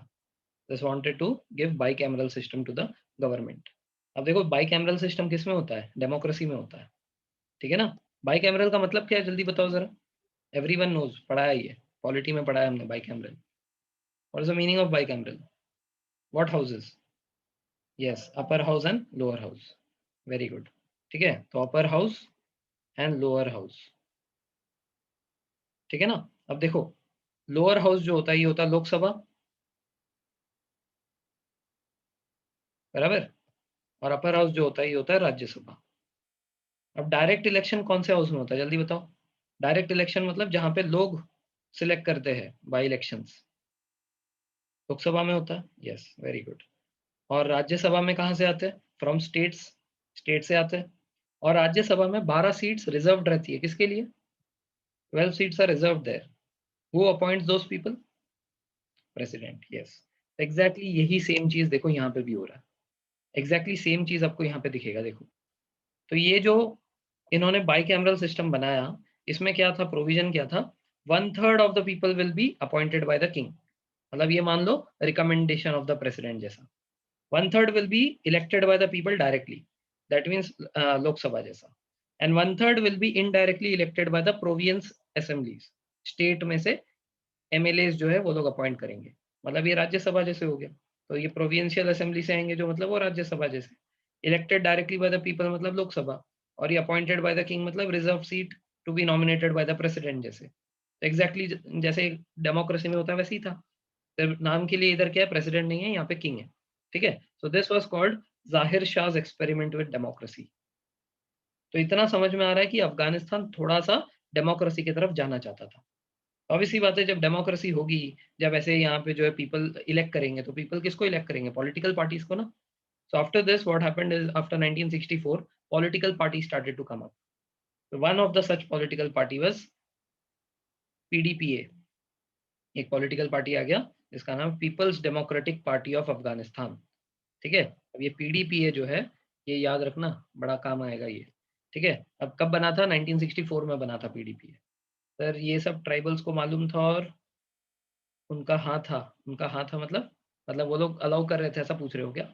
हाँ, हाँ, यस, ठीक है। एवरी मतलब देखो राजा जहाँ पे वहाँ पे अर्बन एरियाज़ में चल रहा है ये सब, ठीक है। ट्राइबल्स को तो क्या है कि देखो आज भी ना हमारे देश में सच्चाई ये है, आप एकदम गली-गली के गाँव में जाओगे ना, वहाँ पे जाके पूछोगे कि हमारा प्रेसिडेंट कौन है, नहीं बता पाएँगे। एकदम गाँव वाले लोगों को इससे कोई फ़र्क नहीं पड़ता कि देश कहाँ से चल रहा है, कौन चला रहा है। उनको सिर्फ़ 2 वक़्त की रोटी से मतलब है। तो यहाँ पे भी ट्राइबल्स का ऐसे ही कुछ है। ठीक है, इट इज़ नॉट दैट कि they are very much concerned कि क्या चल रहा है, बाइकैमरल बना, अच्छा, अच्छा, अच्छा, ऐसा है क्या? They are not concerned about anything like that. जब तक उनको 2 वक़्त का रोटी मिल रहा है, उनको कोई तंग नहीं कर रहा, उनको सब चल रहा है। ठीक है ना? अब क्या हुआ, यहाँ पे पीडीपीए बना, one of the political party. ठीक है, one of the political party is democratic party of Afghanistan, PDPA. ठीक है, तो 1964 में बना था ये। और ये जो पीडीपीए है ना, ये पीडीपीए का इंक्लिनेशन थोड़ा सा सोवियत यूनियन की तरफ था। There ideology was a little bit of communist. ठीक है, कम्युनिस्ट आइडियोलॉजी थी, सोशलिज्म लाना चाहते थे। लेकिन क्या है कि अब इसमें भी 2 फ्रैक्शंस आ गए। पीडीपीए के जो कार्यकर्ता थे, जो इसके लीडर्स थे, वो लीडर्स में कुछ लीडर्स ऐसे चाहते थे कि एकदम अभी तुरंत चेंज हो जाए। अभी हम लोग तुरंत अपने देश को जो है पूरा सोशलिस्ट बना दें। और दूसरा फ्रैक्शन ऐसा था जो चाहता था कि हाँ, सोशलिज्म तो आएगा बट धीरे-धीरे आएगा, ग्रेजुअल चेंजेस होंगे। तो क्या है कि ऐसे 2 फ्रैक्शन में स्प्लिट हो गया। There ideology was towards Soviet union, that is of मतलब कम्युनिस्ट आइडियोलॉजी। बट उसमें भी क्या है कि चेंज एक बार किसी को जल्दी लाना है, किसी को लेट लाना है। तो इसके वजह से जो है पीडीपीए में स्प्लिट आ गया। ठीक है? जो हर जगह होता है। It is universal truth, not only in India, in Afghanistan, it happens everywhere. ठीक है? तो यहाँ पे 2 हिस्से बन गए। एक को बोलते हैं खल्क, ठीक है? हल्क नहीं रे, खल्क। ठीक है? और दूसरा है परचम। ठीक है? एक है खल्क, दूसरा है परचम। खल्क का मतलब मासेस, जनता, और परचम का मतलब तिरंगा। ठीक है? तिरंगा मतलब फ्लैग बेसिकली। ठीक है? तो इसके लीडर्स भी होंगे, दोनों अलग-अलग फ्रैक्शंस हैं, तो लीडर्स भी होंगे। तो जो परचम है उसका लीडर था बाबरक कामरान। ठीक है? कामरान। और दूसरे तरफ जो है यहाँ पे मोहम्मद तराकी और हफीजुल्लाह अमीन। ठीक है? हफीजुल्लाह अमीन और मोहम्मद तराकी, ये दोनों खल्क के लीडर्स हैं। और यहाँ पे बाबरक, ठीक है, ये परचम का लीडर है। ठीक है? तो ये जो खल्क है ये क्या चाहता था? बहुत ही तेज़ी से स्विफ्ट ट्रांसफॉर्मेशन चाहता था। ये क्या चाहते थे परचम वाले? ये लोग सोशलिज़्म लाना चाहते थे बट ग्रेजुअल चेंजेस के साथ। ठीक है ना? अब इसके बाद क्या हुआ? अब इसके बाद यहाँ पे तख्ता पलट होने वाला है। तख्ता पलट को क्या कहते हैं? कू कहते हैं। It is pronounced as coup, written as coup. तो अब यहाँ पे सीरीज़ ऑफ तख्ता पलट होगा। अब हर द एक दूसरे को ये पलटते रहेंगे, देखो कैसे। Now what happened? Now by the time 1973 came, Zahir Shah who was the king of Afghanistan was charged with corruption. ठीक है? क्या किया पता नहीं, करप्शन के चार्जेस थे उसके सर। जिसके वजह से ऐसा था, ऐसा कहा जा रहा था कि अफ़गानिस्तान में इकोनॉमिक कंडीशन बहुत खराब हो गई थी in the year 1971 and 1972। The economic condition was very, very bad over there, जिसके वजह से वहाँ पे सीवियर फ़माइन आया था, लोगों को खाना-वाना नहीं मिल रहा था। ठीक है? तो अब क्या है कि देखो, एक इंसान चिढ़ा हुआ है, जिसको रिज़ाइन करना पड़ा था। कौन था वो? मोहम्मद दाऊद खान, उसका कज़न। ठीक है ना? ये इंसान चिढ़ा हुआ था, मौका मिल रहा है उसको, करप्शन के चार्जेस लगे, फ़माइन आया है ना? लेकिन क्या है तो भाई, है तो उसका ससुर, ऐसे तो थोड़ी मार सकता है। ठीक है? तो 1973 में ज़ाहिर शाह जो है वो अपने आँखों के ट्रीटमेंट के लिए गए थे इटली। तो इन्होंने ये बहाना दिया, देखो हमारे देश में पैसा नहीं है और भाई साहब जा रहे हैं इटली में अपने आँखों का ट्रीटमेंट करवाने। तो उन्होंने क्या किया, जनता को अपने तरफ किया और तख्ता पलट दिया। ठीक है? जैसे ही उन्होंने तख्ता पलट दिया, लोगों को बोला कि मैं कोई राजा-वाजा नहीं हूँ। ठीक है? अब राजागिरी खत्म, मोनार्की एबॉलिश्ड। तो 1973 में monarchy finally came to an end in Afghanistan. ठीक है? तो उन्होंने क्या किया, उन्होंने अपने आप को पहला प्रेसिडेंट एंड प्राइम मिनिस्टर दोनों, ठीक है? डुअल रोल है। ठीक है? मोदी और ये रामनाथ कोविंद दोनों एक ही इंसान। ठीक है? सो उन्होंने ज़ाहिर शाह को हटा दिया and he became the countries first president and prime minister. कौन? मोहम्मद दाऊद खान। ठीक है? और ये परचम के लोग, ठीक है? बाबरक करमल, ये हफीजुल्लाह अमीन और ये मोहम्मद तराकी। ये खल्क वाले लोग हैं ये दोनों, और ये परचम वाले लोग हैं। ठीक है? अब देखो क्या है, इनमें से पावरफुल कौन है? इसमें से पावरफुल खल्क है। Why? Because they had rural support. ठीक है? ये जो है इनके पास रूरल सपोर्ट है, मतलब जो ट्राइबल्स थे उनका सपोर्ट है। दूसरी तरफ ये जो है ये अर्बन एरियाज़ में है, मतलब सिर्फ 5% पॉपुलेशन है इसके पास। So that is why Parcham was not so much supported there and this Khalq was so much supported. He had a lot of support over there. ठीक है? ये दोनों के वो है, क्या बोलते हैं, आई वो है, क्या बोलते हैं, लोगोज़ है। ये खल्क है, ये परचम है। ठीक है? एनीवेज़ कहानी पे आते हैं। तो दाऊद खान जो है, इसने अपने आप को पहला प्रेसिडेंट डिक्लेयर कर दिया और पहला प्राइम मिनिस्टर भी डिक्लेयर कर दिया। ठीक है? He was the first president and prime minister of Afghanistan. इसने क्या है कि 1964 में बना हुआ जो कॉन्स्टिट्यूशन है, उसको भी खारिज कर दिया और एक नया कॉन्स्टिट्यूशन बनाया। ठीक है? इसने कुछ चेंजेस लाने की कोशिश की क्योंकि इकोनॉमिक कंडीशन खराब थी, तो सोशियो इकोनॉमिक कंडीशन में रिफॉर्म लाने की कोशिश की, बट ये सक्सेसफुल नहीं हुआ, little success. That means he was not successful. तो पॉलिटिकल इंस्टेबिलिटी थी कंट्री में, हो गई, ठीक है? ये परचम है, ये है और ये कैसे बन गया? How did he become the prime minister and ये सब। तो क्या है कि इसको लगा it is because of the PDPA, ठीक है? It is because of the PDPA that his reforms were not becoming successful. ये पीडीपीए लोगों को भड़का रहे होंगे हमारे खिलाफ। तो क्या है कि दाऊद खान को बड़ा गुस्सा आया, ठीक है? तो पीडीपीए का जो मिलिट्री लीडर था, ठीक है? मिलिट्री लीडर्स को जैसे हमने देखा ना मीर जाफ़र, मीर कासिम, है ना? हिस्ट्री में पढ़ा है। तो जो मिलिट्री लीडर्स होते हैं उनके नाम के सामने मीर लगता है जनरली जो सेनापति होते हैं। तो वैसे ही जो पीडीपीए फैक्शन के मिलिट्री लीडर थे, उसका नाम था मीर अकबर खैबर, ठीक है? इसके नाम से एक पास भी है हमारे इंडिया में, खैबर पास, ठीक है? खैबर पास जो पाकिस्तान और ये अपने काराकोरम रेंज को कनेक्ट करता है, खैबर पास इन नॉर्दर्न इंडिया, ठीक है? तो मीर अकबर खैबर, ये जो है एक प्रोमिनेंट लीडर था इसका पीडीपीए का, इसको जो है दाऊद ने मरवा दिया, दाऊद खान ने मरवा दिया, ठीक है ना? अब बाकी जो पीडीपीए के मेंबर्स है, ये लोग डर गए, बोले कि एक-एक करके हम सबको मार देगा ये तो। तो क्या हुआ? परचम और खल्क ऐसे कंडीशन में एक हो गए। मैंने बताया ना, जब भी ऐसा कुछ होता है ना, तो वहाँ पे एक चीज़ अच्छी है, मतलब ज़रूरत के वक़्त तो एक हो जाते हैं। हमारे देश में तो क्या होता है बीजेपी और ये कांग्रेस दोनों आपस में और ज़्यादा लड़ते हैं अगर ऐसे ज़रूरत की घड़ी आई तो। इस समय पे क्या करना चाहिए था कोरोना के टाइम पे? ये सारे पॉलिटिकल पार्टीज़ एक हो सकते थे, लेकिन नहीं, हर दूसरे दिन कुछ ना कुछ बोलते रहते एक दूसरे के खिलाफ। So one thing we should learn from Afghanistan is that unity इनकी अच्छी हो जाती है। तो ये जो खल्क और परचम है, ये दोनों साथ में आ गए इन द ईयर 1978, ठीक है? ये दोनों साथ में आ गए। अब क्या हुआ? On 28 April 1978 PDPA led by Mohammad Taraki, Babrak करमरल and यामीन, इन्होंने ये पूरा जो दाऊद का खानदान था, पूरे फैमिली के साथ इसको मरवा दिया। दिस वाज़ अ मिलिट्री कू, ठीक है? दिस वाज़ अ मिलिट्री कू। यहाँ पे मिलिट्री से पूरा जो है पूरे फैमिली को इन्होंने कटवा दिया एकदम। ठीक है? And this is called as a सौर रिवॉल्यूशन। क्या कहते हैं इसको हिस्ट्री में? सौर रिवॉल्यूशन कहते हैं। So what is Saur revolution? When PDPA turned Mohammad Daoud Khan's तख्ता और टूक अवे द सीट, ठीक है? टूक अवे द लीडरशिप और इसके बाद जो है किसकी सरकार चलेगी? पीडीपीए की, ठीक है? अब देश में कौन राज करेगा? पीडीपीए राज करेगा, ठीक है? तो अब क्या हुआ? सबसे पहले ज़ाहिर शाह हट गए। ज़ाहिर शाह को मारा नहीं था, वो तो इटली गया हुआ था। ठीक है ना? तो उस टाइम पे जो है दाऊद खान आ गया था। दाऊद खान ने ये खैबर को मरवा दिया, जिसके बाद ये तीनों ने मिलके परचम के और ये खल्क के सारे लोगों ने मिलके इसको मरवा दिया, दाऊद खान को मरवा दिया। क्या कहते हैं इसको? सौर रिवॉल्यूशन कहते हैं। क्लियर? जैसे ही इसको मार दिया, किसको? उनको ये सब पता नहीं पता था लेकिन क्या करेंगे जब आके देखा वो अब तो मैं राजा नहीं हूँ, अब तो मैं आम आम नागरिक हूँ। वो 2007 तक बचे थे। ज़ाहिर शाह ना 2007 में गुज़रे। He was there for a long time. ठीक है? He did not die, he just remained in the country. ठीक है? तो अब क्या हुआ? सौर रिवॉल्यूशन हुआ। जैसे ही सौर रिवॉल्यूशन हुआ, मेन काम खत्म हो गया, मोहम्मद दाऊद खान मर गए, वापस से परचम और खल्क अलग हो गए। ठीक है ना? और ज़्यादा पावरफुल कौन है? खल्क है। तो इसीलिए Nur Mohammad Taraki, he became the president, also the prime minister, also the general secretary of PDPA. सब कुछ यही है। ठीक है ना? He is the president, he is the prime minister and also the general secretary of PDPA.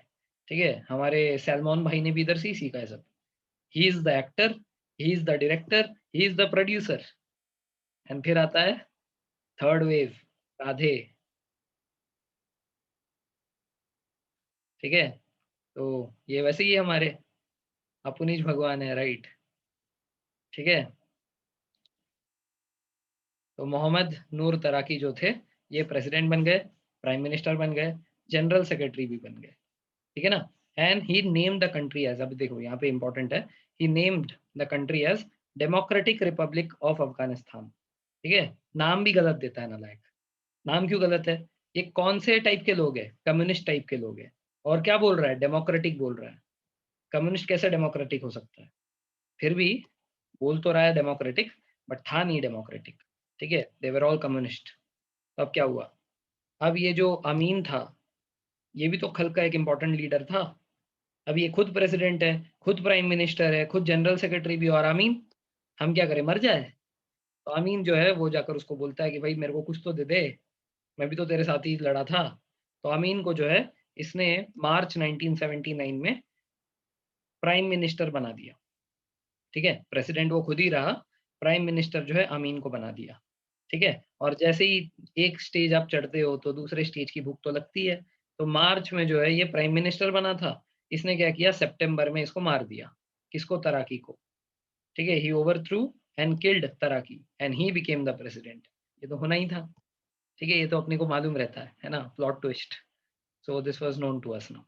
ठीक है? Now PDPA was led by Amin. ठीक है? अब ये सब बन गए।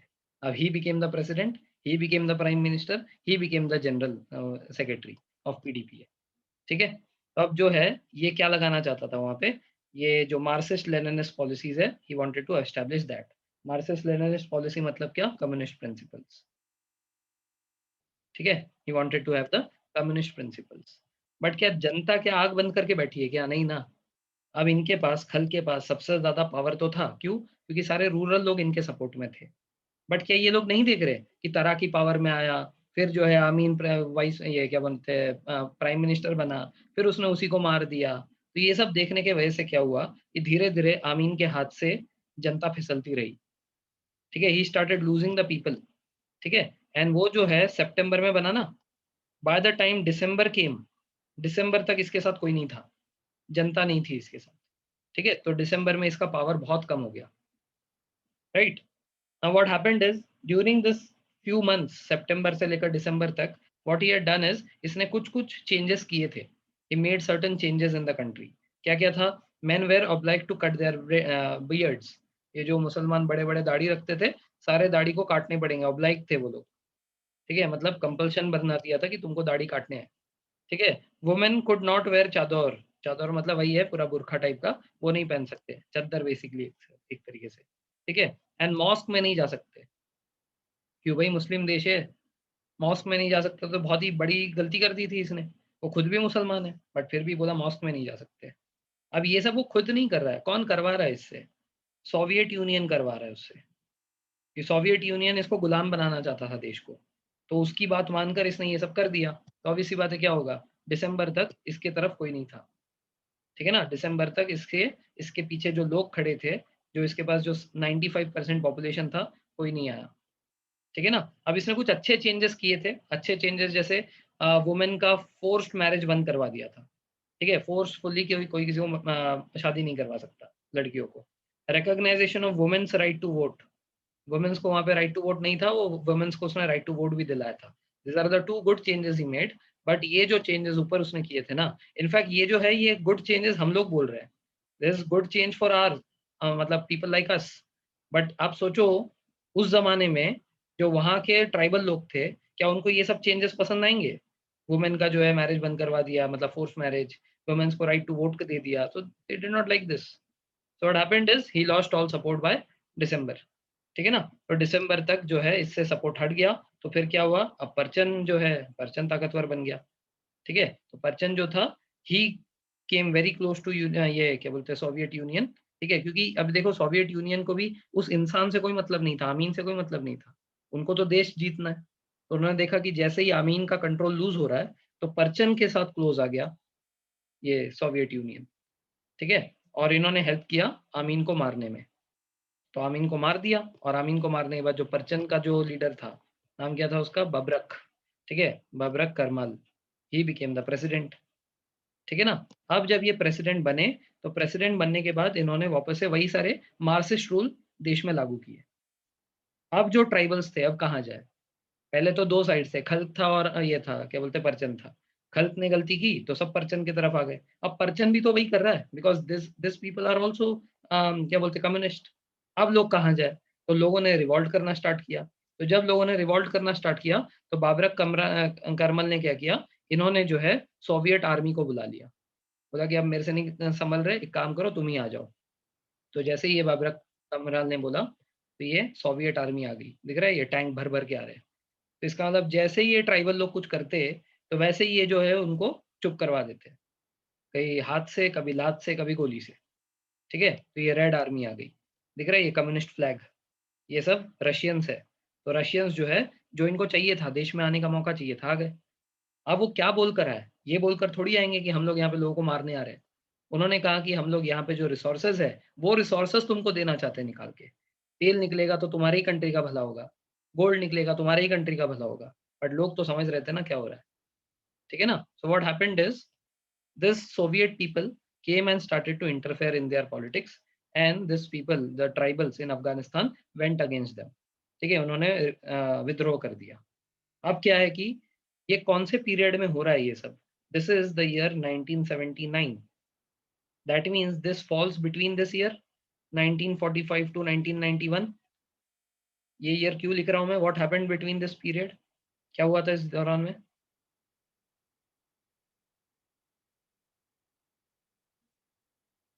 कोल्ड वॉर चल रहा था। और ये कोल्ड वॉर किसके बीच में चल रहा था?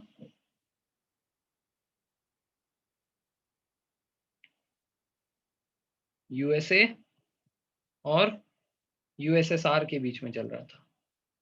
ठीक है? एक दूसरे के कट्टर दुश्मन है। अब जब यूएसएसआर पिक्चर में घुस ही गया है, यूएसए अपने आप को कैसे दूर रख सकता है? बट यूएसएसआर को तो बुलाया गया है ना।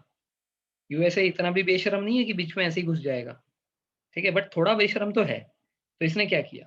इसने डायरेक्ट इंटरफेयर नहीं किया। इसने क्या किया? इसने पाकिस्तान के थ्रू, देखो इस मैप में जाते हैं। इसने क्या किया? पाकिस्तान के थ्रू इसके आईएसआई को, पाकिस्तान का जो आईएसआई है, इसके आईएसआई को बहुत सारे पैसे दिए। बहुत सारे मतलब बहुत सारे। इतना कि उसके ऊपर अपन बेड बनाकर सो सकते हैं। बहुत पैसे दिए आईएसआई को। ये सब पैसे देकर अफ़गानिस्तान में वो पैसे जो है मुजाहिदीन तक पहुँचाए। मुजाहिदीन मतलब वही ट्राइब्स। ये जो ट्राइबल लोग थे ना, वो सबको जो है पैसे दिए। दूसरा, उनको हथियार लाके दिए। हथियार मतलब एकदम खतरनाक टाइप के हथियार। ठीक है ना? इनको जो है ये FIM 92 स्प्लेंडर मिसाइल्स दिखाता हूँ। वो मिसाइल्स इनके हाथ में दे दिए थे। ठीक है? स्ट्रिंगर मिसाइल्स इनके हाथ में दे दिए थे। They are FIM 92 stringer surface to air missiles. तो ये मिसाइल्स के आने से क्या हुआ? दिख रहा है? ये है यूएसएसआर के हेलीकॉप्टर्स। ये हेलीकॉप्टर्स को ये मिसाइल है वो। ये मिसाइल्स को हाथ से चला सकते थे। यहाँ से शूट करते इनका जो ये एक-एक करके इनका हेलीकॉप्टर टूट जाता। तो ये लोगों ने ना इसको गेम बना दिया था। ठीक है ना? ये लोग ऐसे बैठे रहते थे, ऐसे जंगल के बीच में ऐसे बैठे रहते थे।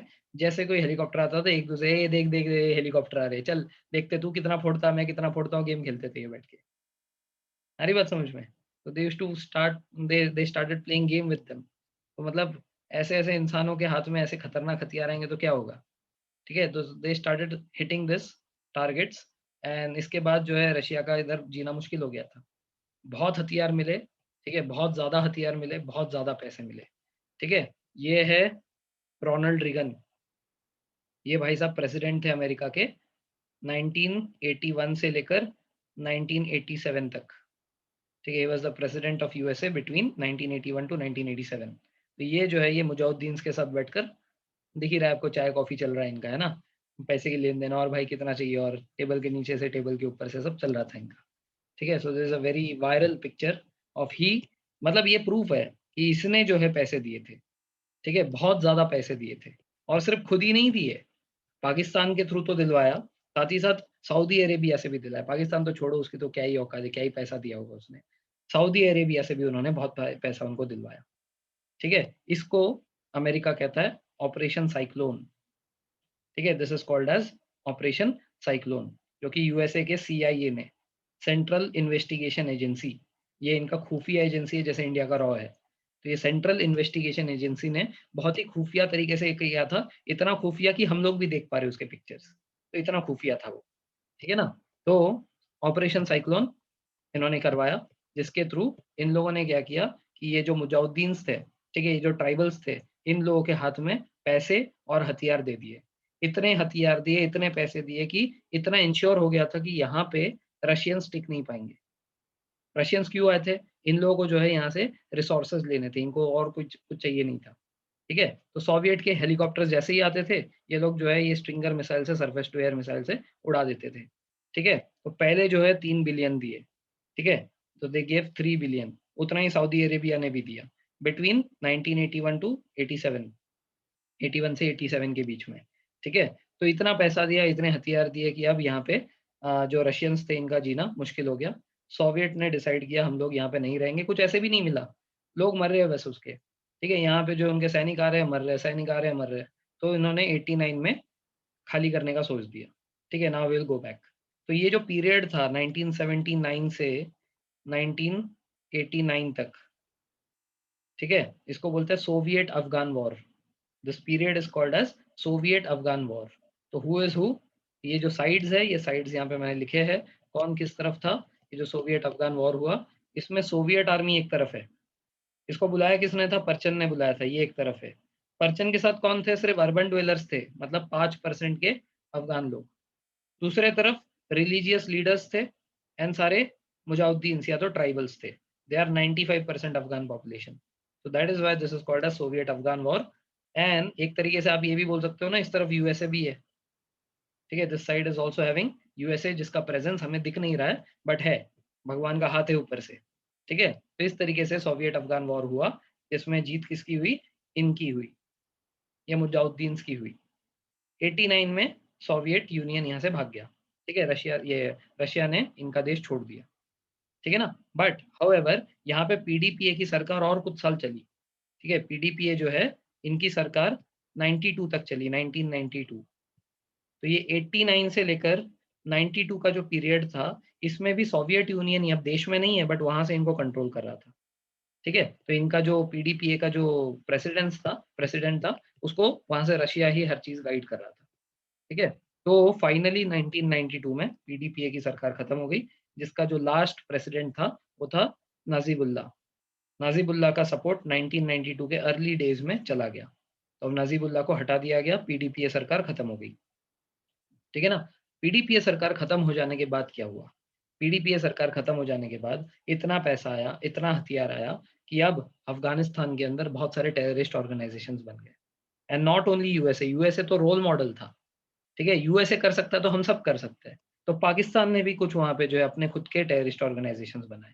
ईरान ने भी बनाया, सऊदी अरेबिया ने भी बनाया, ये उज़्बेकिस्तान ने भी बनाया। तो यहाँ पे क्या है, 6 ऐसे मुजाहिदीन के छोटे-छोटे फ्रैक्शंस तैयार हो गए।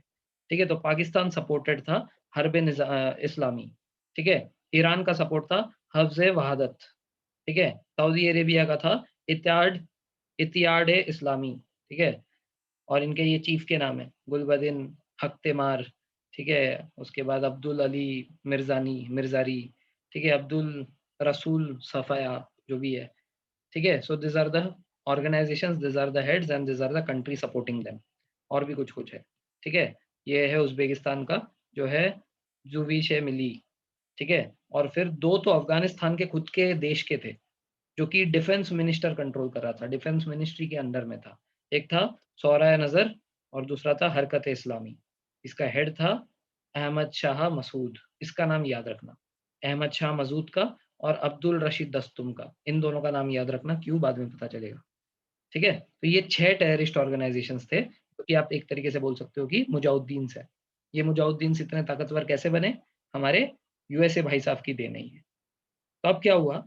अब जैसे 1992 में पीडीपीए की सरकार टूट गई, तो वहाँ पे क्या हुआ कि सारे जितने भी पॉलिटिकल पार्टीज़ थे, पीडीपीए के सिवाय भी होंगे ना, तो सारे पॉलिटिकल पार्टीज़ ने एक पीस ट्रीटी साइन की, जिसको बोलते हैं पेशावर अकॉर्ड। पेशावर अकॉर्ड में ये हुआ कि हम लोग क्या करते हैं, एक एग्रीमेंट करते हैं, ठीक है? कि मिल बाँट के, ये सारे पॉलिटिकल पार्टीज़ मिल बाँट के एक इंटरिम गवर्नमेंट बनाते हैं। जब तक हमारा एक अच्छा गवर्नमेंट नहीं बन जाता, तब तक एक टेम्परेरी गवर्नमेंट, जिसको बोलते हैं इंटरिम गवर्नमेंट, फॉर्म करते हैं। ठीक है? ये सिर्फ ट्रांज़िशन टाइम के लिए होगा, then after that fresh elections will be done. Elections के बाद जनता जिसको भी चूज़ करेगी, that will become the governing party of the country. तो अभी के फिलहाल के लिए एक इंटरिम गवर्नमेंट बनाया जाए, ठीक है ना? ये जो इंटरिम गवर्नमेंट बनाने की बात हुई, ये पाकिस्तान बेस्ड जो ग्रुप था, हर्ब-ए-इस्लामी, इसको पसंद नहीं आया। मतलब इसके हेड को पसंद नहीं आया, गुलबदीन हक़्मयार को पसंद नहीं आया। तो इसने क्या किया, इसने अगले दिन ही काबुल पे अटैक कर दिया। ठीक है ना? गुलबदीन हक़्मयार ने ही अगले दिन क्या किया, काबुल के ऊपर अटैक कर दिया, कि अब मैं जो है इंटरिम गवर्नमेंट नहीं चाहूँगा, मैं यहाँ पे अपनी गवर्नमेंट बनाना चाहता हूँ। तो जो बाकी लोग हैं, ये लोग क्यों बैठे रहे? बोले अच्छा तू अकेले क्यों बनाएगा? हम लोग भी चाहेंगे। ठीक है, we also want to become the leader, why only you should have all the fun. ठीक है ना, तो ये सारे जो Iran supported, Saudi Arabia supported सब लोग जो है कूद पड़े, सब लोग जो है अभी काबुल में अटैक करने लग गए। This is called as the Afghan civil war. ठीक है, तो कौन लड़ रहा है? ये सब सब मुजाहिदीन वाले लड़ रहे हैं आपस में, सबको पावर चाहिए। अब ये लड़ाई किधर हो रही है? काबुल में हो रही है। ठीक है, क्योंकि वही वही कैपिटल था, तो काबुल में ये लड़ाई चल रही है। ठीक है, मीनवाइल जो बाकी एरिया है, अफगानिस्तान काफी बड़ा है, तो काबुल में सारी लड़ाई चल रही है। मीनवाइल इतना बड़ा जो अफगानिस्तान है, वहां पे क्या हुआ कि अभी कोई देश में रूल करने वाला कोई नहीं है। There is no president, there is no prime minister, तो लॉलेसनेस हो गया पूरा। There is no law now in Afghanistan. कुछ भी चल रहा है, कितने भी क्राइम हो रहे हैं, एरिस्ट्रोसिटीज चल रही है। ठीक है, पुश्तून ट्राइब्स जो है अभी उनके पास हथियार आ चुका है, तो जिसको मर्जी मार रहे हैं, कुछ भी चल रहा था देश में। ठीक है ना, तो काबुल के सिवाय दूसरा इंपॉर्टेंट सिटी कौन सा है? What is the other city that is important? Kandahar है, yes. So now what happened is, Kandahar में, अब यहाँ पे काबुल में जो चल रहा है चलने दो, वो तो आपस में लड़ते रहेंगे और मरते रहेंगे। तो कांधार में क्या हुआ, यहाँ पे मुल्ला ओमान, ठीक है, मुल्ला ओमान, ओमार या ओमान कुछ नाम था। ठीक है, मुल्ला ओमार जो है, इसने कहा कि सोवियत यूनियन तो चली गई, रशिया तो चला गया, उनका जो रूल था, वो लोग जो रूल लेकर आए थे, औरतों को राइट्स मिलेगा, ठीक है, दाढ़ी वाड़ी काटनी पड़ेगी, ये सब तो रूल उनके साथ ही चला जाना चाहिए था। जैसे ही उन वो यहाँ से चले गए, अब कितने साल हो गए? 3-4 साल हो गए ना। 89 में गए थे, 92 हो गया, 3-4 साल हो गए। Why are those principles not reversed again? His question was, ये इस्लामिक रूल के खिलाफ जो रूल्स है, इसको फिर से चेंज क्यों नहीं किया गया? So this person was religious head obviously. ठीक है, ये जो उमार थे, ये रिलीजियस हेड थे। He was very much disappointed with this. ठीक है, he got very much disappointed कि इनके जाने के बाद भी हमने इसको रिवर्स क्यों नहीं किया। ठीक है ना, तो क्या हुआ, सिविल वॉर चल रहा था, वो सब हो गया। हाँ, ये मुल्ला मोहम्मद उमार, सितंबर 1994 की बात है ये, 92 भी नहीं, 94 पे पहुंच गए हम लोग। ठीक है, इसका होम टाउन था कंधार। तो इसने क्या किया, ये बड़ा डिसअपॉइंटेड हो गया था कि इस्लामिक लॉ क्यों नहीं फॉलो हो रहा है। So what he did, he organised 50 students, just 50 students. ये 50 स्टूडेंट्स को बोला कि बेटा, हमारा जो जिहाद है, ये लड़ने का समय आ गया है, क्योंकि हमारे देश में काफिर लोग भर चुके हैं। ठीक है, तो पूरा जो है उनको ब्रेन वॉश किया। ठीक है, बोला कि अभी हमें जिहाद की लड़ाई लड़नी है, ताकि हम लोग जो है फिर से लॉ को हम हमारे देश में ले आए, फिर से इस्लामिक रूल्स जो है हमारे देश में आ जाए। हमारी बात समझ में? कौन थे ये लोग? सब स्टूडेंट्स थे। कहाँ पढ़ने वाले स्टूडेंट थे? कोई ये आईआईटी में पढ़ने वाले स्टूडेंट थोड़ी थे। कहाँ पढ़ रहे थे? मदरसास में पढ़ रहे थे, रिलीजियस स्कूल में पढ़ रहे थे। तो वहाँ के लोगों को तो ब्रेन वॉश करना बहुत ईजी होता है।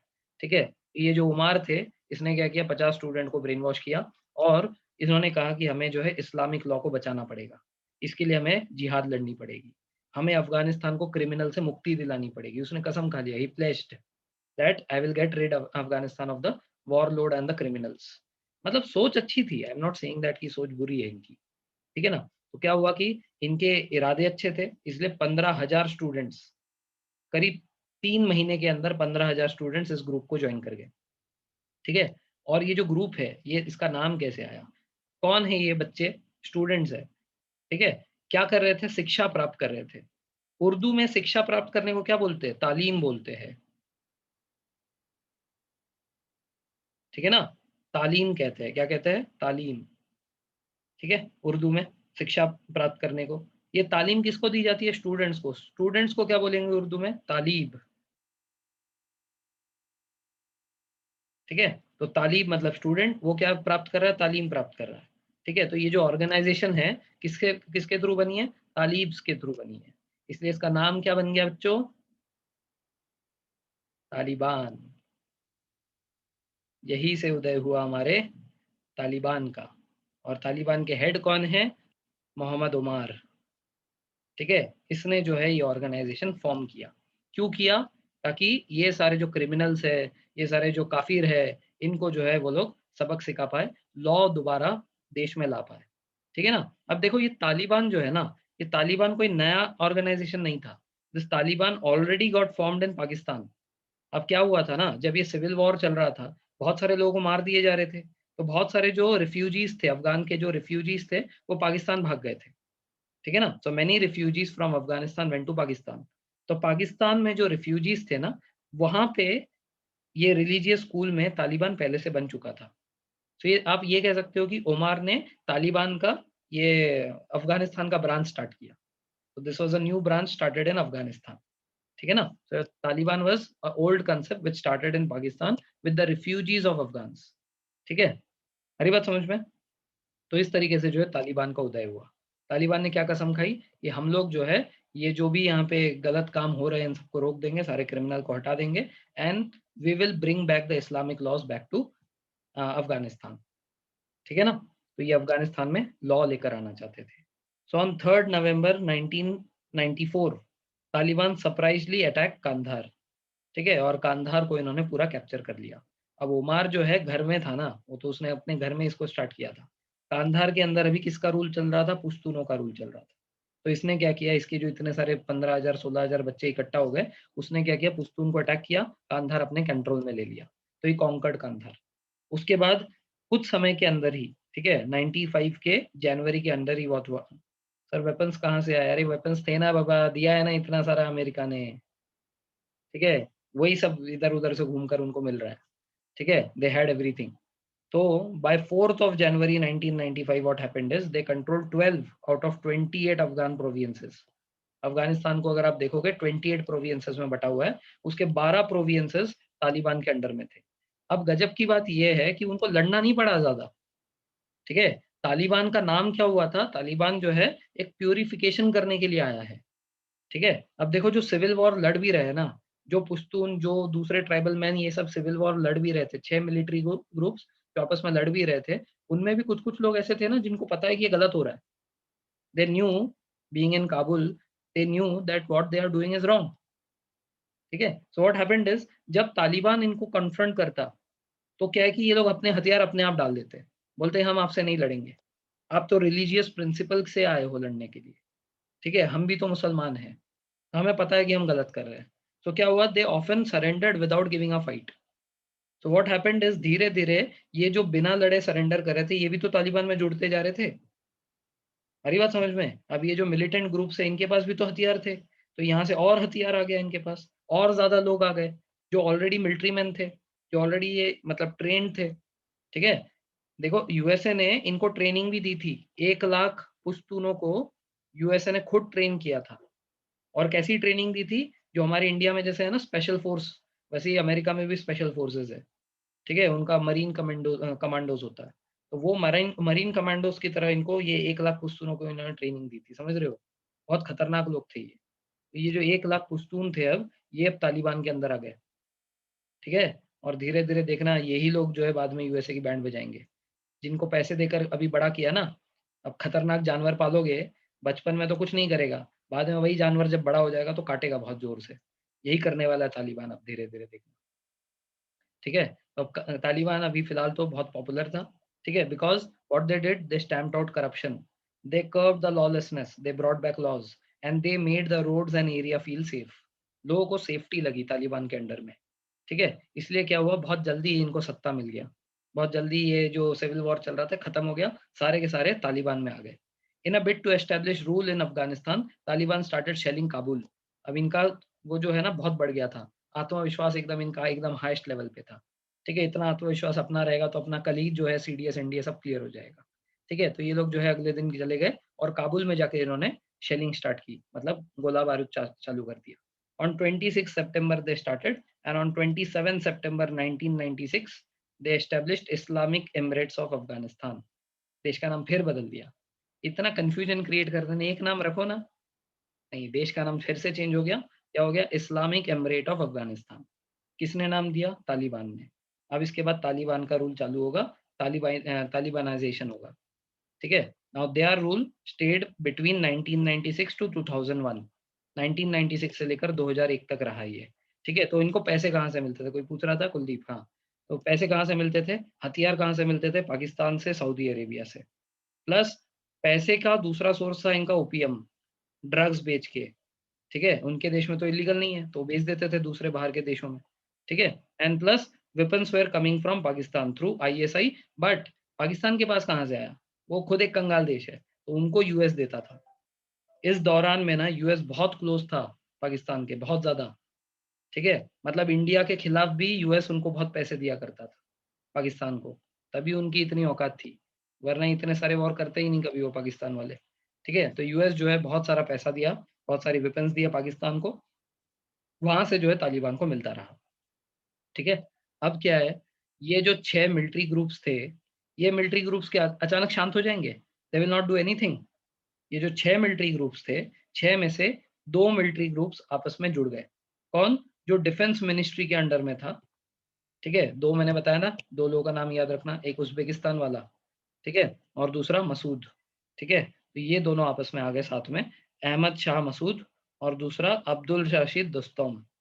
ये जो है he was the defence minister of Afghan forces, ये मसूद, एंड दूसरा जो है रशीद दोस्तम, ही वाज़ अफ़गानिस्तान ये उज़्बेकिस्तान सपोर्टेड मिलिट्री ग्रुप का हेड। ये दोनों आपस में तो लड़ रहे थे, पहले जब 6 ग्रुप लड़ रहे थे तो they were enemy of each other. But क्या है, इन्होंने देखा कि बाकी 4 लोगों ने तो हथियार डाल दिए, बाकी 4 लोग वापस लड़ने के लिए कभी नहीं आए। तो ये दोनों ने दोस्ती कर ली। ये बोले कि तेरा दुश्मन मेरा दुश्मन, हम दोनों का दुश्मन सेम है। तो तेरा दुश्मन मेरा दुश्मन, हम दोनों क्या दोस्त।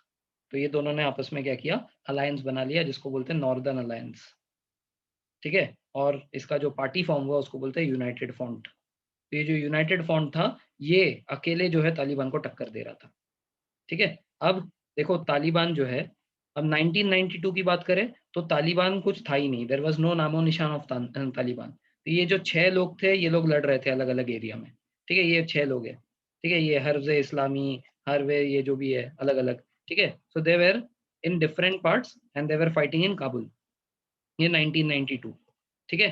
1996 में कौन आ गया? तालिबान आ गया। इसने क्या किया? ये पूरा एरिया जो भी लाइट ग्रीन दिख रहा है, पूरा एरिया तालिबान का, और ये जो जगह थी, ये भी बाद में तालिबान ने काबुल में शेलिंग करने के बाद ले लिया। तो only area that was left with the United Front, that is with this 2 people, where this ऊपर वाला पार्ट, इसीलिए इसको नॉर्दर्न अलायंस भी कहते हैं। ये नॉर्थ ऑफ अफ़गानिस्तान के पार्ट्स इसके पास है। तो whole of Afghanistan almost totally was there with Afghanistan, ये तालिबान, and little bit ये ऊपर वाला जो जगह है, this was there with united front. आ रही बात समझ में? तो 1996 से लेकर 2001 के बीच में ये यूनाइटेड फ्रंट बार-बार इनको टक्कर देता रहा। अब ये तालिबान क्या करता है देखो, ठीक है? तो अब देखो, ये जो तालिबान थे, ये एकदम पैरेलल गवर्नमेंट चलाता था। इनका मतलब एक नॉर्मल ऑर्गेनाइज्ड गवर्नमेंट जैसा होता है ना, वैसा था। ये है उमर, ठीक है? मुल्ला उमर। इसका एक वो था, डेप्यूटी था, ठीक है? मंसूर, अख्तर मंसूर, दोनों मर गए अभी, ठीक है? They both are not there. Now इनका जो हेड है, वो है मुल्ला हतीबुल्लाह, जो भी है नाम इसका, ठीक है? He is the current head, ठीक है? ये अभी हेड है। हेड के नीचे 2 डेप्यूटीज़ है, ठीक है? एक हक्कानी है और दूसरा यकूब है। ठीक है? ये जो यकूब है ये उमर का बेटा है, ठीक है? ये करंट की बात कर रहा हूँ, ये उनका करंट स्ट्रक्चर है। ये सबको बताते हैं, पूरी दुनिया को बताते हैं हमारा ऐसा गवर्नमेंट चलता है, ठीक है? फिर उसके नीचे आता है इनका एक, जैसे कैबिनेट मिनिस्ट्री होती है ना, वैसे लीडरशिप काउंसिल। ये लीडरशिप काउंसिल में बैठकर डिस्कस होता है कि अपने को अगला किधर अटैक करना है, ठीक है? किधर अपने को लंच करना है, किधर डिनर करना है, सब इनका इधर बैठ के डिस्कस होता है, ठीक है? दिल्ली में जो है डिनर करेंगे, इधर जो है अपन लंच करेंगे, जो भी ये सब प्लानिंग होती है। फिर उसके नीचे आते हैं अपने कैबिनेट मिनिस्ट्री के नीचे अलग-अलग पोर्टफोलियोज़, जैसे health minister, finance minister, military minister, ठीक है? ऐसे सारे यहाँ पे पोर्टफोलियोज़ हैं इसके। और उसके नीचे आते हैं जो सबसे छोटे लेवल पे एग्ज़ीक्यूट करने वाले लोग हैं, जो ग्राउंड में जाके इसको एग्ज़ीक्यूट करेंगे। सो दिस इज़ व्हाट द तालिबानी सिस्टम वाज़। तो इनका गवर्नमेंट एकदम मतलब फुल्ली ऑर्गनाइज़्ड गवर्नमेंट चला रहे थे ये, ठीक है? ये था तालिबान, ये पूरा एरिया तालिबान का, और सिर्फ़ ऊपर का एरिया नॉर्दर्न अलायंस का, ठीक है? ये है वो अहमद शाह मंसूद, ठीक है? जो डिफेंस मिनिस्टर था उस टाइम पे। इसने काफ़ी मेहनत किया था तालिबान को हटाने के लिए, देखो क्या होता है बाद में, ठीक है? Now the harsh rule of Taliban. Taliban का रूल कैसा था? 2 हिस्सों में देखो, ये साइड है वुमेन्स के लिए, वुमेन्स के ऊपर क्या किया, और ये साइड है बाकी जनता के लिए, ठीक है? तो देखो पढ़ने से ही समझ में आएगा कि what they are trying to do now, ठीक है? Usually very strict regulation and segregation of women, ठीक है? इंक्लूडिंग, रुको थोड़ा ज़ूम करता हूँ। Usually strict regulation and segregation of women, including forbidding most employment and schooling of women and girls. ठीक है, जो भी स्कूल वगैरह में जो टीचर्स वगैरह थे, उनमें अगर कोई वुमेन थे उनको निकाल दिया जॉब से, अगर कोई गर्ल स्टूडेंट पढ़ रही थी उनको वहां से निकाल दिया। ठीक है, then they banned a long list of activities जो कि बाकी मुस्लिम कंट्रीज में टॉलरेटेड है। ठीक है, उन्होंने बहुत कुछ बैन किया जो दूसरे कंट्रीज में चलता है, जैसे मूवीज देखना, टीवी देखना, वीडियोस देखना, मोबाइल में कोई वीडियो देख रहा है वो भी नहीं देख सकता, गाने सुनना। ठीक है, उसका डांसिंग, डांस नहीं कर सकते, हैंगिंग फोटोज एट होम, घर में फोटोज भी नहीं लगा सकते। ठीक है, वो तो छोड़ो, clapping during a sports event के दौरान में कोई अच्छा खेल रहा है, कोई ताली नहीं बजा सकता। ठीक है ना, ये this girls can not clap over there. ठीक है, तो यही तो रीजन है कि उनका कोई भी स्पोर्ट्स टीम नहीं बना अब तक। ये तो रीजन है, क्या कोई मोटिवेशन ही नहीं है, कोई ताली नहीं बजाएगा तो कौन खेलेगा? है ना, इसीलिए उनका अफगानिस्तान का क्रिकेट टीम देख रहे हो, कभी कुछ जीतता नहीं है, ताली बजाने वाला कोई नहीं है। ठीक है, तो just because of them, I would say. ठीक है, ये ताली बजाने की कोशिश की तो क्या होता है देखो, ये है स्पोर्ट्स फील्ड, ये मोस्टली फुटबॉल ग्राउंड है ना, मार्किंग से दिख रहा है। ये लेडी जो है ताली बजा रही थी और ये भी साथ दे रही थी। ठीक है, तो इसको जो है सीधा बंदूक से उड़ा दिया। ये देखते रहे नालायक लोग, और इसकी बारी अगली आएगी। ठीक है, सो क्या क्राइम है इनका, ताली बजा रहे थे। ठीक है, सो दिस इज तालिबान। ये भाई साहब मार रहे हैं, हाथ में देखो डंडा है, लोहे का बार है। ठीक है, और इनका ड्रेस देखो, जो औरतों का ड्रेस कोड है, ड्रेस देखो ऐसा लग रहा है पीपी किट पहन के बैठे हैं। है ना, 1990s में जब कोरोना नहीं था तब पीपी किट पहन के बैठे लग रहा है।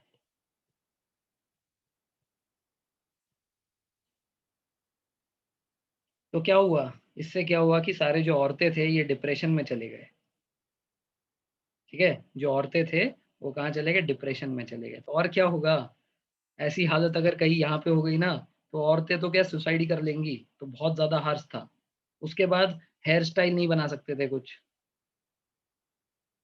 ठीक है, हेयर स्टाइल नहीं बना सकते थे, तो ये सारे जो चीजें हैं, ठीक है, तो ये सब जो है टॉलरेटेड नहीं था। तो ये तो हो गया औरतों के ऊपर, चलो ये फिर भी ठीक है। ठीक है, मतलब अच्छा नहीं है जो भी है, बट ये तो ठीक है। अब देखो इसके बाद क्या था, इसके बाद था कि जो तालिबानी लोग थे ना, इनको हजारा, जो मैंने कहा ना कि ये एक्चुअल में अफगानिस्तान के है नहीं, हजारा तो मंगोल्स लाए थे, वो मुगल्स लाए थे, हजारा ट्राइब्स, और दूसरे शिया मुस्लिम्स। ये मुस्लिम में भी होता है ना शिया सुन्नी का, ये जो तालिबानी थे ये सारे सुन्नी थे। ठीक है, तो उन्होंने सिया मुस्लिम्स और हजारा को पकड़ पकड़ के मारना स्टार्ट किया, सिविलियंस को पकड़ के। वो जो है, ये तो फिर भी मैंने फोटो थोड़ी सी डिसेंट डाली है, अगर कभी आप गूगल में सर्च करोगे ना, इससे बहुत खतरनाक फोटोज मिलेंगी। बहुत मतलब बहुत, वो ना देखने लायक फोटोज है। यही इंसान का, इसी का पूरा स्टेज बनाया उन्होंने, इसको ऐसे घिसे, मतलब ऐसे घसीट रहे हैं, इसके बाद क्या किया, इसके बाद क्या किया, इसके बाद क्या किया, तो देख नहीं पाओगे, इसलिए मैंने डाला भी नहीं। ठीक है ना, वो फैमिली मैन देखा है किसने, have you seen the family man वाला वो वेब सीरीज? हाँ, तो उसमें आपने देखा होगा ना कि वो मतलब ऐसे कोड वर्ड्स होते हैं कि जो सर्च करते हैं ना, जैसे मैं अपने गूगल पे कुछ सर्च कर रहा हूँ, तो अगर उनको कुछ ऐसे कोड वर्ड मिलते हैं कि भाई तालिबान लिख दिया या अलकायदा लिख दिया, तो जो है उनके रडार में आ जाता है। तो पुणे में अगर कोई ऐसा ऑर्गेनाइजेशन रहेगा ना, तो मेरा घर तो अभी पूरा रडार में होगा, पूरा रेड मार्क करके रखा हुआ होगा उन्होंने मेरे को। ये लास्ट 3-4 दिन में मैंने गूगल में इतने बार अलकायदा लिखा है, इतने बार ये हमास लिखा है, हजीबुल्लाह लिखा है, अलकायदा लिखा है, ओसामा बिन लादेन लिखा है, ये सब फोटोज वगैरह ढूंढने के लिए। और मेरा घर तो पूरा रेड हो चुका होगा कि भाई 3-4 दिन से कर क्या रहा है ये। अभी तो घंटी बजती है तो मैं थोड़ा सा अंदर हो जाता हूँ।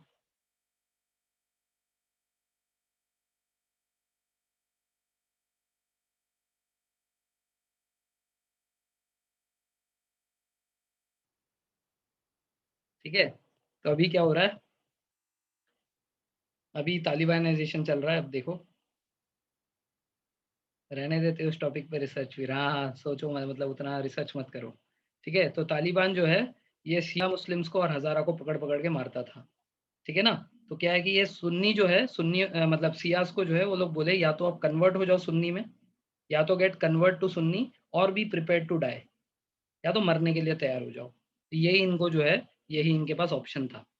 अब between 1996 to 2001 Taliban had killed thousands, मतलब गिनती नहीं है, कितने लोगों को मारा कोई गिनती नहीं, ऑफिशियल कोई रिकॉर्ड नहीं है, कैसे रखेंगे? वो थोड़ी रिकॉर्ड रखेंगे, इसको मारा हमने, ये नोट कर रहे, +1 +2 थोड़ी करेंगे। तो थाउजेंड्स ऑफ सिविलियंस को इन्होंने मार दिया। Many Pakistani students join the Taliban. बहुत सारे जो है पाकिस्तानी स्टूडेंट जाके तालिबान ज्वाइन करते हैं। इंडिया में भी है, इंडिया में भी है, जैश ए मोहम्मद वगैरह जो भी है ना, इनको ज्वाइन कर लेते हैं। इनके पेरेंट को थोड़ी पता होता है। तो इनकी जब लाशें जाती है ना, जब कोई सिक्योरिटी फोर्स उनको मार देता है, तो उनकी जब लाशें जाती थी, तब पेरेंट को पता चलता है, अच्छा अच्छा ये तालिबान गया था, अच्छा ओके, ठीक है। अब इनकी मदद की किसने? अब यहाँ पे अफ़गानिस्तान में जो है, अफ़गानिस्तान में ये यूनाइटेड फ्रंट इनसे मतलब लड़े जा रहा है। ये डिफेंस मिनिस्टर है ना ऑलरेडी उनके साथ, यूनाइटेड फ्रंट में। तो ऑब्वियस सी बात है, तालिबान का ये सब थोड़ी वो सहन करेगा, बोलेगा सिविलियन को क्यों मार रहे हो? तो यूनाइटेड फ्रंट ने उनके साथ बहुत बार लड़ाई की है। बट इस लड़ाई में हमेशा तालिबान जीतता था। क्यों? क्योंकि ये जो पाकिस्तान है ना, पाकिस्तान की रेगुलर आर्मी, मतलब यूनिफॉर्म्ड फोर्सेस, नॉट देयर, वो जो पुश्तून टाइप के जो लोग पाकिस्तान में भी है, वो लोग नहीं, मुजाहिदीन्स नहीं, पाकिस्तान की रेगुलर यूनिफॉर्म्ड आर्मी के 20,000 सिपाही थे, जो कि तालिबान के साथ लड़ रहे थे। उसी के साथ-साथ अरब के भी ट्रुप्स थे, सऊदी अरेबिया के भी खुद के ट्रुप्स थे। इसके जो है, ये परवेज़ मुशर्रफ ने खुद बोला है, ठीक है? परवेज़ मुशर्रफ जो था ना, उसने खुद बोला है कि Pakistani soldiers had ties with ये तालिबान।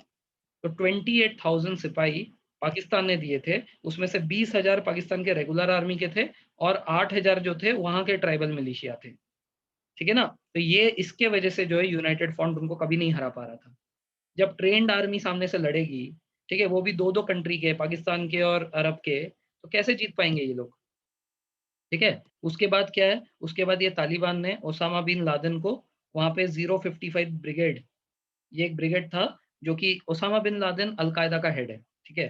ही is the head of al Qaeda. Al Qaeda भी सेम प्रिंसिपल में बिलीव करता था कि सियास को जो है हमें मार देना चाहिए, औरतों को राइट्स नहीं मिलनी चाहिए। तो बेसिकली ये जो 055 ब्रिगेड है ना, ये प्यूरिफिकेशन का ब्रिगेड है, इस्लामिक प्यूरिफिकेशन। जो भी काफ़िर है, उन सबको हम लोग जो है सज़ा देंगे। तो he was also there for the mass killing of Afghan civilians. ये जो ये ओसामा बिन लादेन की 055 ब्रिगेड है, ये भी उसमें इन्वॉल्व थी।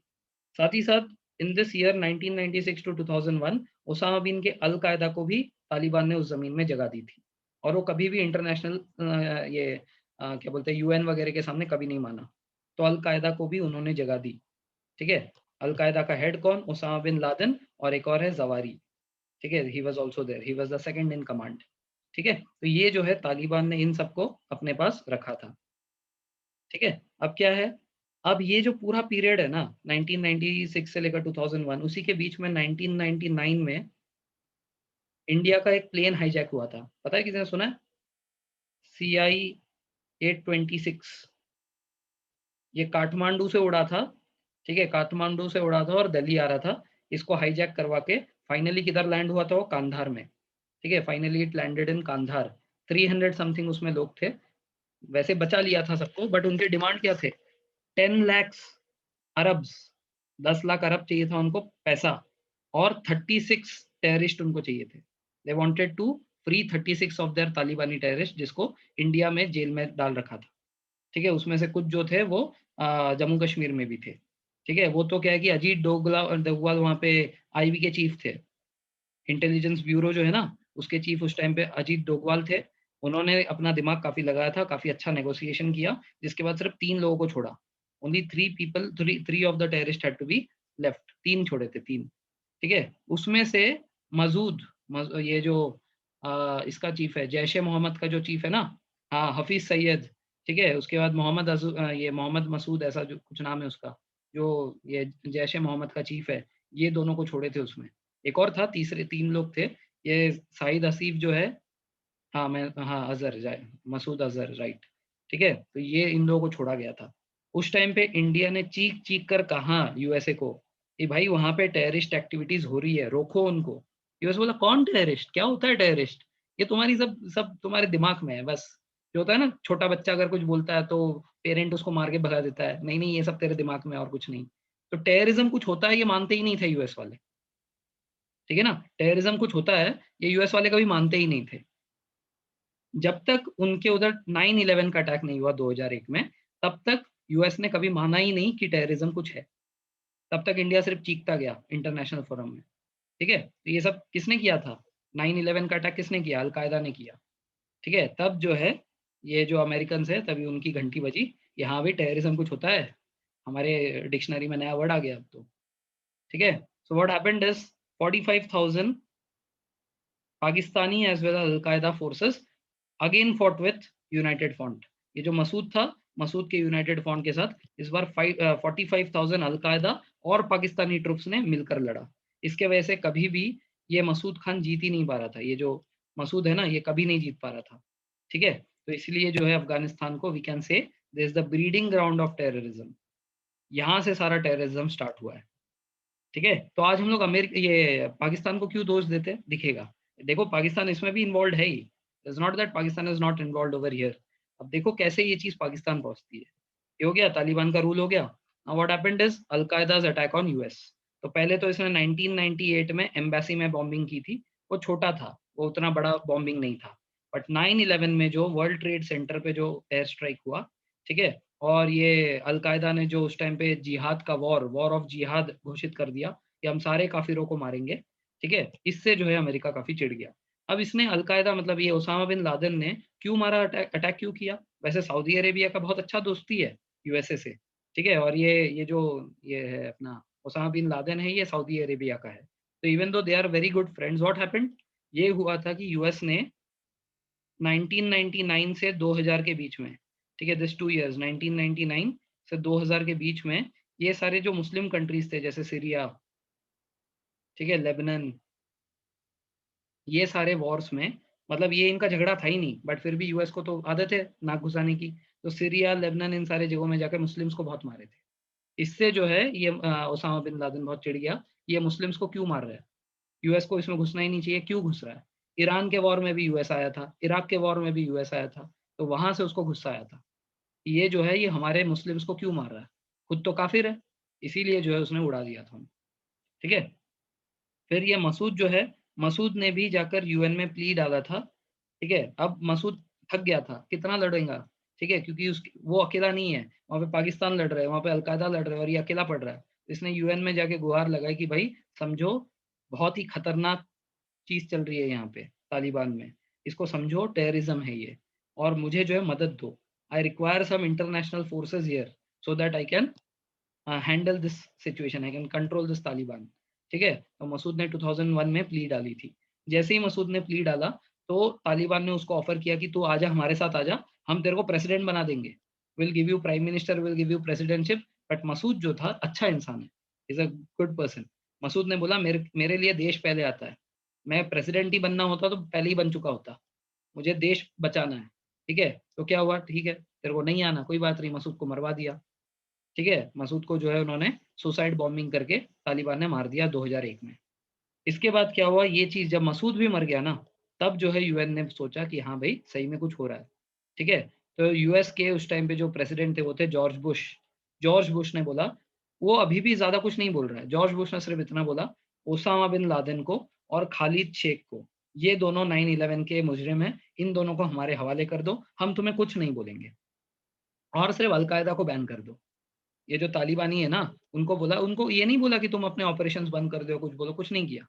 जॉर्ज बुश ने कहा ओसामा बिन लादेन को हवाले कर दो हमारे, खालिद को हवाले कर दो और अल-कायदा को जो है तुम्हारे वहाँ पे जो चल रहा है उसको बैन कर दो और हमें कुछ नहीं चाहिए। बट तालिबान ने रिफ्यूज़ कर दिया। Taliban refused to hand over Osama bin Laden to the US authorities. अब जो है, अब फिर यूएस ने बोला कि ठीक है बेटा, अब तुमको दिखाते हैं, हमारे वजह से तुम इतना उड़ रहे हो, हमारी हमारी जो वेपन्स है उसी को यूज़ कर रहे हो, उसी के पैसे ले रहे हो, ठीक है, अब दिखाते हैं तुम्हें। अब जो है ये नाटो फोर्सेस आ गए साथ में। नाटो पता है ना? North Atlantic Treaty Organization. ये नॉर्थ अमेरिका और यूरोप, नॉर्थ अमेरिका का कॉन्टिनेंट और यूरोप का कॉन्टिनेंट, ये दोनों कॉन्टिनेंट के 30 कंट्रीज से बना हुआ है। इनका अलायंस कैसा है, नॉर्थ अटलांटिक ट्रीटी ऑर्गेनाइजेशन का अलायंस कैसा है, किसी एक कंट्री को अगर किसी ने किया तो 30 के 30 आकर लात देंगे। अगर किसी एक को भी छुआ ना, नाटो कंट्री में से किसी एक के साथ भी कुछ भी हुआ, तो पूरे 30 के 30 आकर एक साथ मारेंगे उनको। ठीक है? That is what NATO means. ठीक है? और नाटो के बारे में भी इसलिए जानो क्योंकि इनका 70 साल पूरा हुआ है अभी। ठीक है? इन 2019 दे कंप्लीटेड 70 इयर्स ऑफ एक्जिस्टेंस। ठीक है? So that is why this is also important, अभी लास्ट 2 साल से ये न्यूज़ में चल रहा है। ठीक है? तो ये नाटो कंट्रीज़ है। ये जो भी यहाँ पे ब्लू दिख रहे हैं, this are the NATO countries. कौन कौन से कंट्रीज है इसमें है, ये शीट में दे दूंगा तो आपको मिल जाएगा कौन कौन से कंट्रीज है। रिसेंटली एडेड कौन है 2020 में, नॉर्थ मैसिडोनिया।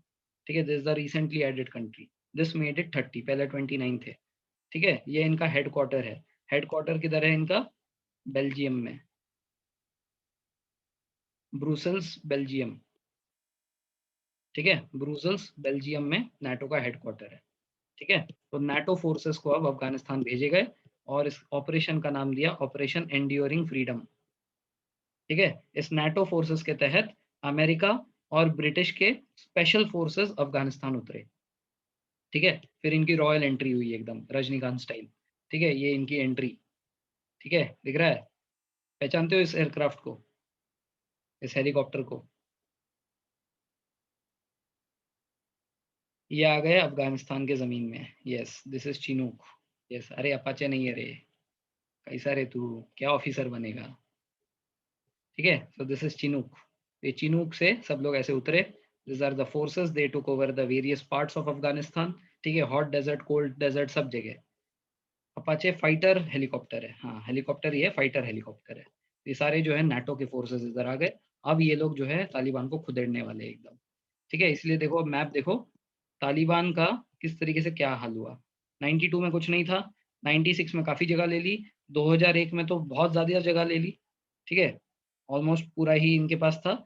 2001 के खत्म होते होते तालिबान सिर्फ कंधार में रह गया, कंधार में रह गया, बाकी जगह से खुदेड़ दिया इनको। ठीक है, अब ये सिर्फ इतने पे आ गया, औकात पता चल गई इनको अपनी। ठीक है, बट अब क्या हुआ, ये कांधार किससे कनेक्टेड है, कौन से एरिया से कनेक्टेड है कांधार, कौन से बाउंड्री पे है, तो चले गए अपने गुफा में चले गए अपने। ठीक है, यहाँ से सब जो है, क्योंकि यहाँ पे अफगानिस्तान में तो ये पूरे फैले हुए हैं, यहाँ पे तो कुछ होने नहीं वाला। तो सारे के सारे जो ये तालिबानीज थे, they crossed over the Durand line and they came to Pakistan. Pakistan में उनको बहुत सेफ हेवेंस था, बोलते हैं ना, इसीलिए it is the safe heavens of terrorist. Pakistan तो सेफ हेवेंस था। यहाँ पे आए और यहाँ से वो लोग क्या करने लगे, गोरिल्ला वॉरफेयर करने लगे। यहाँ पे हिंदू कुश है, पहाड़ पे चढ़ते, इनको मारते, वापस आ जाते। पहाड़ पे चढ़ते, इनको मारते, वापस आ जाते। तो ऐसा नहीं कि शांत बैठे, 2002 से इन्होंने प्रॉक्सी वॉर स्टार्ट कर दिया। पाकिस्तान से जाते, हिंदू कुश से मारते, उनके बहुत सारे सैनिक मारते, चले आते। तो इस तरीके से चल रहा था उधर। ठीक है ना, इवन दो काफी कंट्रोल हो गया था, अब उनका मतलब सरकार तो नहीं बन सकता, जैसे यहाँ पे इतनी ज्यादा जगह उन्होंने ले रखी है, सरकार तो नहीं बन सकता ना। तो जब अमेरिका वहां पे गया, उनके लोग बहुत मारे गए, इतना हमें मानना पड़ेगा। इतने सालों से अब समझ में आया कि अभी विड्रॉ किया है ना, तो विड्रॉ करते मतलब विड्रॉ किया अभी है, तो गए कब थे, 2001 में गए थे ये फोर्सेस। तो यूएसए ने ट्रुप्स कब भेजी थी, 2001 में भेजी थी। कब निकाल रहे, 2020 में 2021 में निकाल रहे। तो अराउंड फिर भी 20 साल तो रहे ना उधर, तो 20 साल कम थोड़ी होते हैं। इनफैक्ट उन्हीं को लोग मारे गए। ठीक है, उनका लड़ाई भी नहीं है, इट इज नॉट देयर। हाँ, ये तो बोल सकते हैं कि उन्होंने ही पाप किया था, तो उन्हीं को प्रायश्चित करना था, और क्यों मरेगा कोई और जाके उधर, उन्हीं की गलती थी, पहले ही पैसे नहीं देने थे। ठीक है, तो गलती की तो प्रायश्चित भी करो, वही कर रहे थे अभी तक। ठीक है ना, ये जो 20 साल है, 20 सालों में इतना हुआ कि तालिबान वापस से अपना ग्रिप नहीं जमा पा रहा था उधर। ठीक है, they could not regroup over there. अब क्या हुआ, अब यहाँ पे एक स्टेबल सरकार बनाने की जरूरत है। 2001 तक तो तालिबान रहा, तो 2001 के बाद क्या, 2001 के बाद इन्होंने यहाँ पे इंटरिम गवर्नमेंट फॉर्मेशन में हेल्प किया। ये जो यूएस के फोर्सेस थे, दे फॉर्म्ड अ इंटरिम गवर्नमेंट। अब इसके बाद चुनाव होंगे, बट चुनाव भी इतने जल्दी नहीं हुआ। 2001 में इंटरिम गवर्नमेंट बना और ये 2004 तक इंटरिम गवर्नमेंट ही रहा। तो in 2004 for the first time democratic elections was held in Afghanistan. तो पहली बार इलेक्शन कब हुआ अफगानिस्तान में, 2004 में। तब तक ये 3 साल के लिए इंटरिम गवर्नमेंट रहा, जिस इंटरिम गवर्नमेंट के प्रेसिडेंट रहे थे हामिद हामिद करजाई। ठीक है, Hamid Karzai became the interim president and also he continued for 2004 से लेकर 2014 तक। He continued for 10 years as actual president and 3 years as interim president। तो बहुत लंबे समय तक थे, 13 साल तक थे। और यहीं के साथ साथ नाटो फोर्सेस ने यहाँ पे इंटरनेशनल सिक्योरिटी असिस्टेंस फोर्स बनाया था, जिसके तहत ये यूएस और ब्रिटेन से आए हुए स्पेशल फोर्सेस यहाँ पे रह गए। इसके लिए, फॉर हेल्पिंग कारजाई एडमिनिस्ट्रेशन। ठीक है, इसी के साथ साथ उन्होंने अफगान के फोर्सेस को नाटो जैसी ट्रेनिंग दी। ठीक है ना, तालिबान से लड़ने के लिए नाटो की तरह इन्होंने यहाँ के अफ़गान आर्म फोर्सेस को और यहाँ के नेशनल पुलिस को ट्रेन किया नाटो ने, ठीक है? ताकि क्या है कि जब ये लोग यहाँ से चले जाएँ, इनको थोड़ी पता था कि 20 साल तक रहेंगे। जब ये लोग चले जाएँ तो अफ़गान फोर्सेस भी उनसे लड़ पाएँ, ठीक है? दूसरे तरफ जो तालिबान थे वो कहाँ पहुँच गए? पाकिस्तान पहुँच गए और वहाँ से वो लोग गुरिल्ला वॉरफेयर करते रहे, ठीक है? 2002 से लेकर आज तक चल रहा है। तो क्या है कि यहाँ पे अफ़गानिस्तान में इनका दबदबा खत्म तो नहीं हुआ और हो भी नहीं सकता जब तक पाकिस्तान इनको सपोर्ट करेगा। ठीक है? अनटिल एंड अनलेस पाकिस्तान उनसे सपोर्ट करना छोड़ दे, तब तक ये तालिबान कभी खत्म होने वाला है नहीं। ठीक है? तो ये जो है यहाँ पे अफ़गान फ़ोर्सेस के साथ-साथ ये तालिबान के साथ लड़ने में ब्रिटिश ने और अमेरिका के फ़ोर्सेस ने काफ़ी हेल्प की। 2009 में एक बार तालिबान ने कोशिश भी की थी एक शैडो गवर्नमेंट बनाने की, बट अफ़गानिस्तान में सफल नहीं हो पाया। ये फ़ोर्सेस ने उनको फिर से खदेड़ दिया। ठीक है ना? फिर प्रॉपर इलेक्शन कब हुए? 2004 में हुए और 2000 फिर से 14 तक यही प्रेसिडेंट रहे। ठीक है? उसके बाद 2014 के बाद दूसरे प्रेसिडेंट आ गए। ज़रूरत नहीं है कौन उधर का प्रेसिडेंट है वो जानने की। 2010 में तालिबान ने क्या किया, अब एक बार समझौता करने की कोशिश की। कि तालिबान भी देख रहा है कि हम लोग सरकार नहीं बना पा रहे। तो इन्होंने एक बार पीस ट्रीटी बनाने की कोशिश की, बट वो अब तक कुछ हो नहीं पाया था। It failed in 2010। ठीक है ना? अब क्या है कि यहाँ पे यूएस ने फोर्सेस भेजे क्यों थे? What was their purpose of sending their forces? They wanted to take revenge from Osama bin Laden. ठीक है ना? तो ओसामा बिन लादेन को कब मारा? ओसामा बिन लादेन को 2011 में मार दिया। ठीक है? नेवी सील्स गई थी अबोटाबाद में, आपको पता होगा, है ना? पाकिस्तान में घुसकर ओसामा बिन लादेन को मार दिया। जैसे ही ओसामा बिन लादेन मर गया तो अमेरिका का इंटरेस्ट हट गया। अब हम लोग अपने सिपाही इधर क्यों रख के मरवाएँ? ठीक है? तो 2011 के बाद से ही बातें चल रही थी कि will withdraw the troops. But क्या है, उस टाइम पे तालिबान का एक और फ्रैक्शन आ गया। ठीक है? तालिबान का एक पाकिस्तानी फ्रैक्शन भी था जिसको बोलते हैं हक्कानी नेटवर्क। ऊपर एक नाम देखा था ना हक्कानी, डेप्यूटीज़ में, याद आ रहा है ये? ये डेप्यूटीज़ में हक्कानी। ये जो हक्कानी था, ये हक्कानी ने तालिबान का एक अलग-सा सेक्शन क्रिएट किया, जो पाकिस्तान में ऑपरेट कर रहा था और ये लोग वापस से जो है अफ़गानिस्तान में इन्फिल्ट्रेशन चालू कर दिया इन्होंने। Now they started infiltration in Afghanistan again. इसीलिए क्या है कि अब 2011 में अब ये ये क्या यूएसए बोला अरे यार फिर से आ गए, फिर से लड़ना पड़ेगा। तो फिर से वहाँ पे फ़ोर्सेस को थोड़ा-सा और प्रोलॉन्ग टाइम के लिए इस बार उसने रखा, क्या बोलते हैं ये ओबामा ने, ठीक है? Obama continued the forces there until and unless this Haqqani network was killed, ठीक है? This network was over. तो हक्कानी से लड़ने के लिए उसने उस फोर्सेस को 2015 तक के लिए वहाँ पे रखा था। 2015 में ये हक्कानी नेटवर्क काफ़ी स्ट्रॉन्ग हो गया। तब जो है, तब डोनाल्ड ट्रम्प जब आए, तो डोनाल्ड ट्रम्प ने फिर ऑपरेशन नाइफ एज स्टार्ट किया। ठीक है? इसके तहत वहाँ पे करीब 13,000 सोल्जर्स भेजे, ठीक है? 13,000 सोल्जर्स और भेजे, मतलब पहले से जो थे वो तो थे ही। 2015 में तालिबान से लड़ने के लिए ये ऑपरेशन नाइफ एज स्टार्ट किया, ठीक है? और फिर क्या है कि अच्छा ये वो है हामिद करज़ई जो वहाँ के इंटरिम प्रेसिडेंट और बाद में प्रेसिडेंट बने, ठीक है? दिस इज़ हामिद करज़ई, ठीक है? तो तालिबान जब फिर से रिसर्ज हुआ, तो नाटो ने वहाँ पे अपने फोर्सेस फिर से रख दिए, 13,000 फोर्सेस और रख दिए वहाँ पे एंड इस तरीके से जो है मतलब अफ़गानिस्तान के अंदर फिर से ये सेना कुछ समय के लिए और रह गई। अब कब तक रहेंगे? ये जो ट्रूप्स थे ना अमेरिकन ट्रूप्स, अब यही बोलने लगे कि हम क्यों मर रहे हैं इधर फालतू में?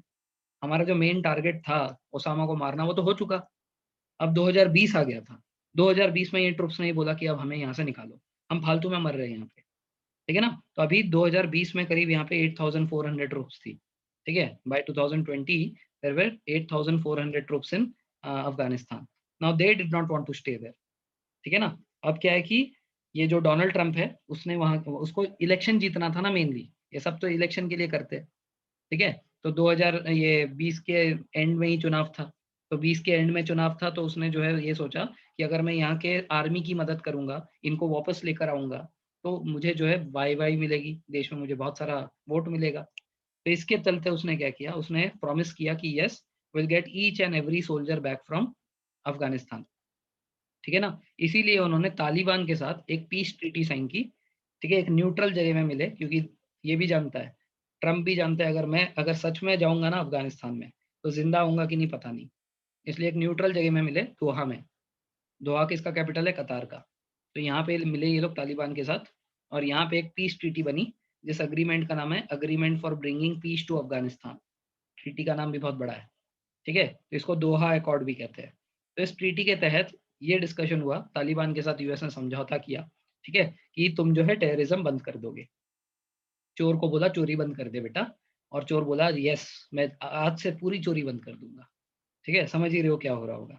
ठीक है, तो 29 फरवरी 2020 के दिन पे, ठीक है, यूएस और तालिबान ने ये दोहा में ये पीस ट्रीटी साइन की।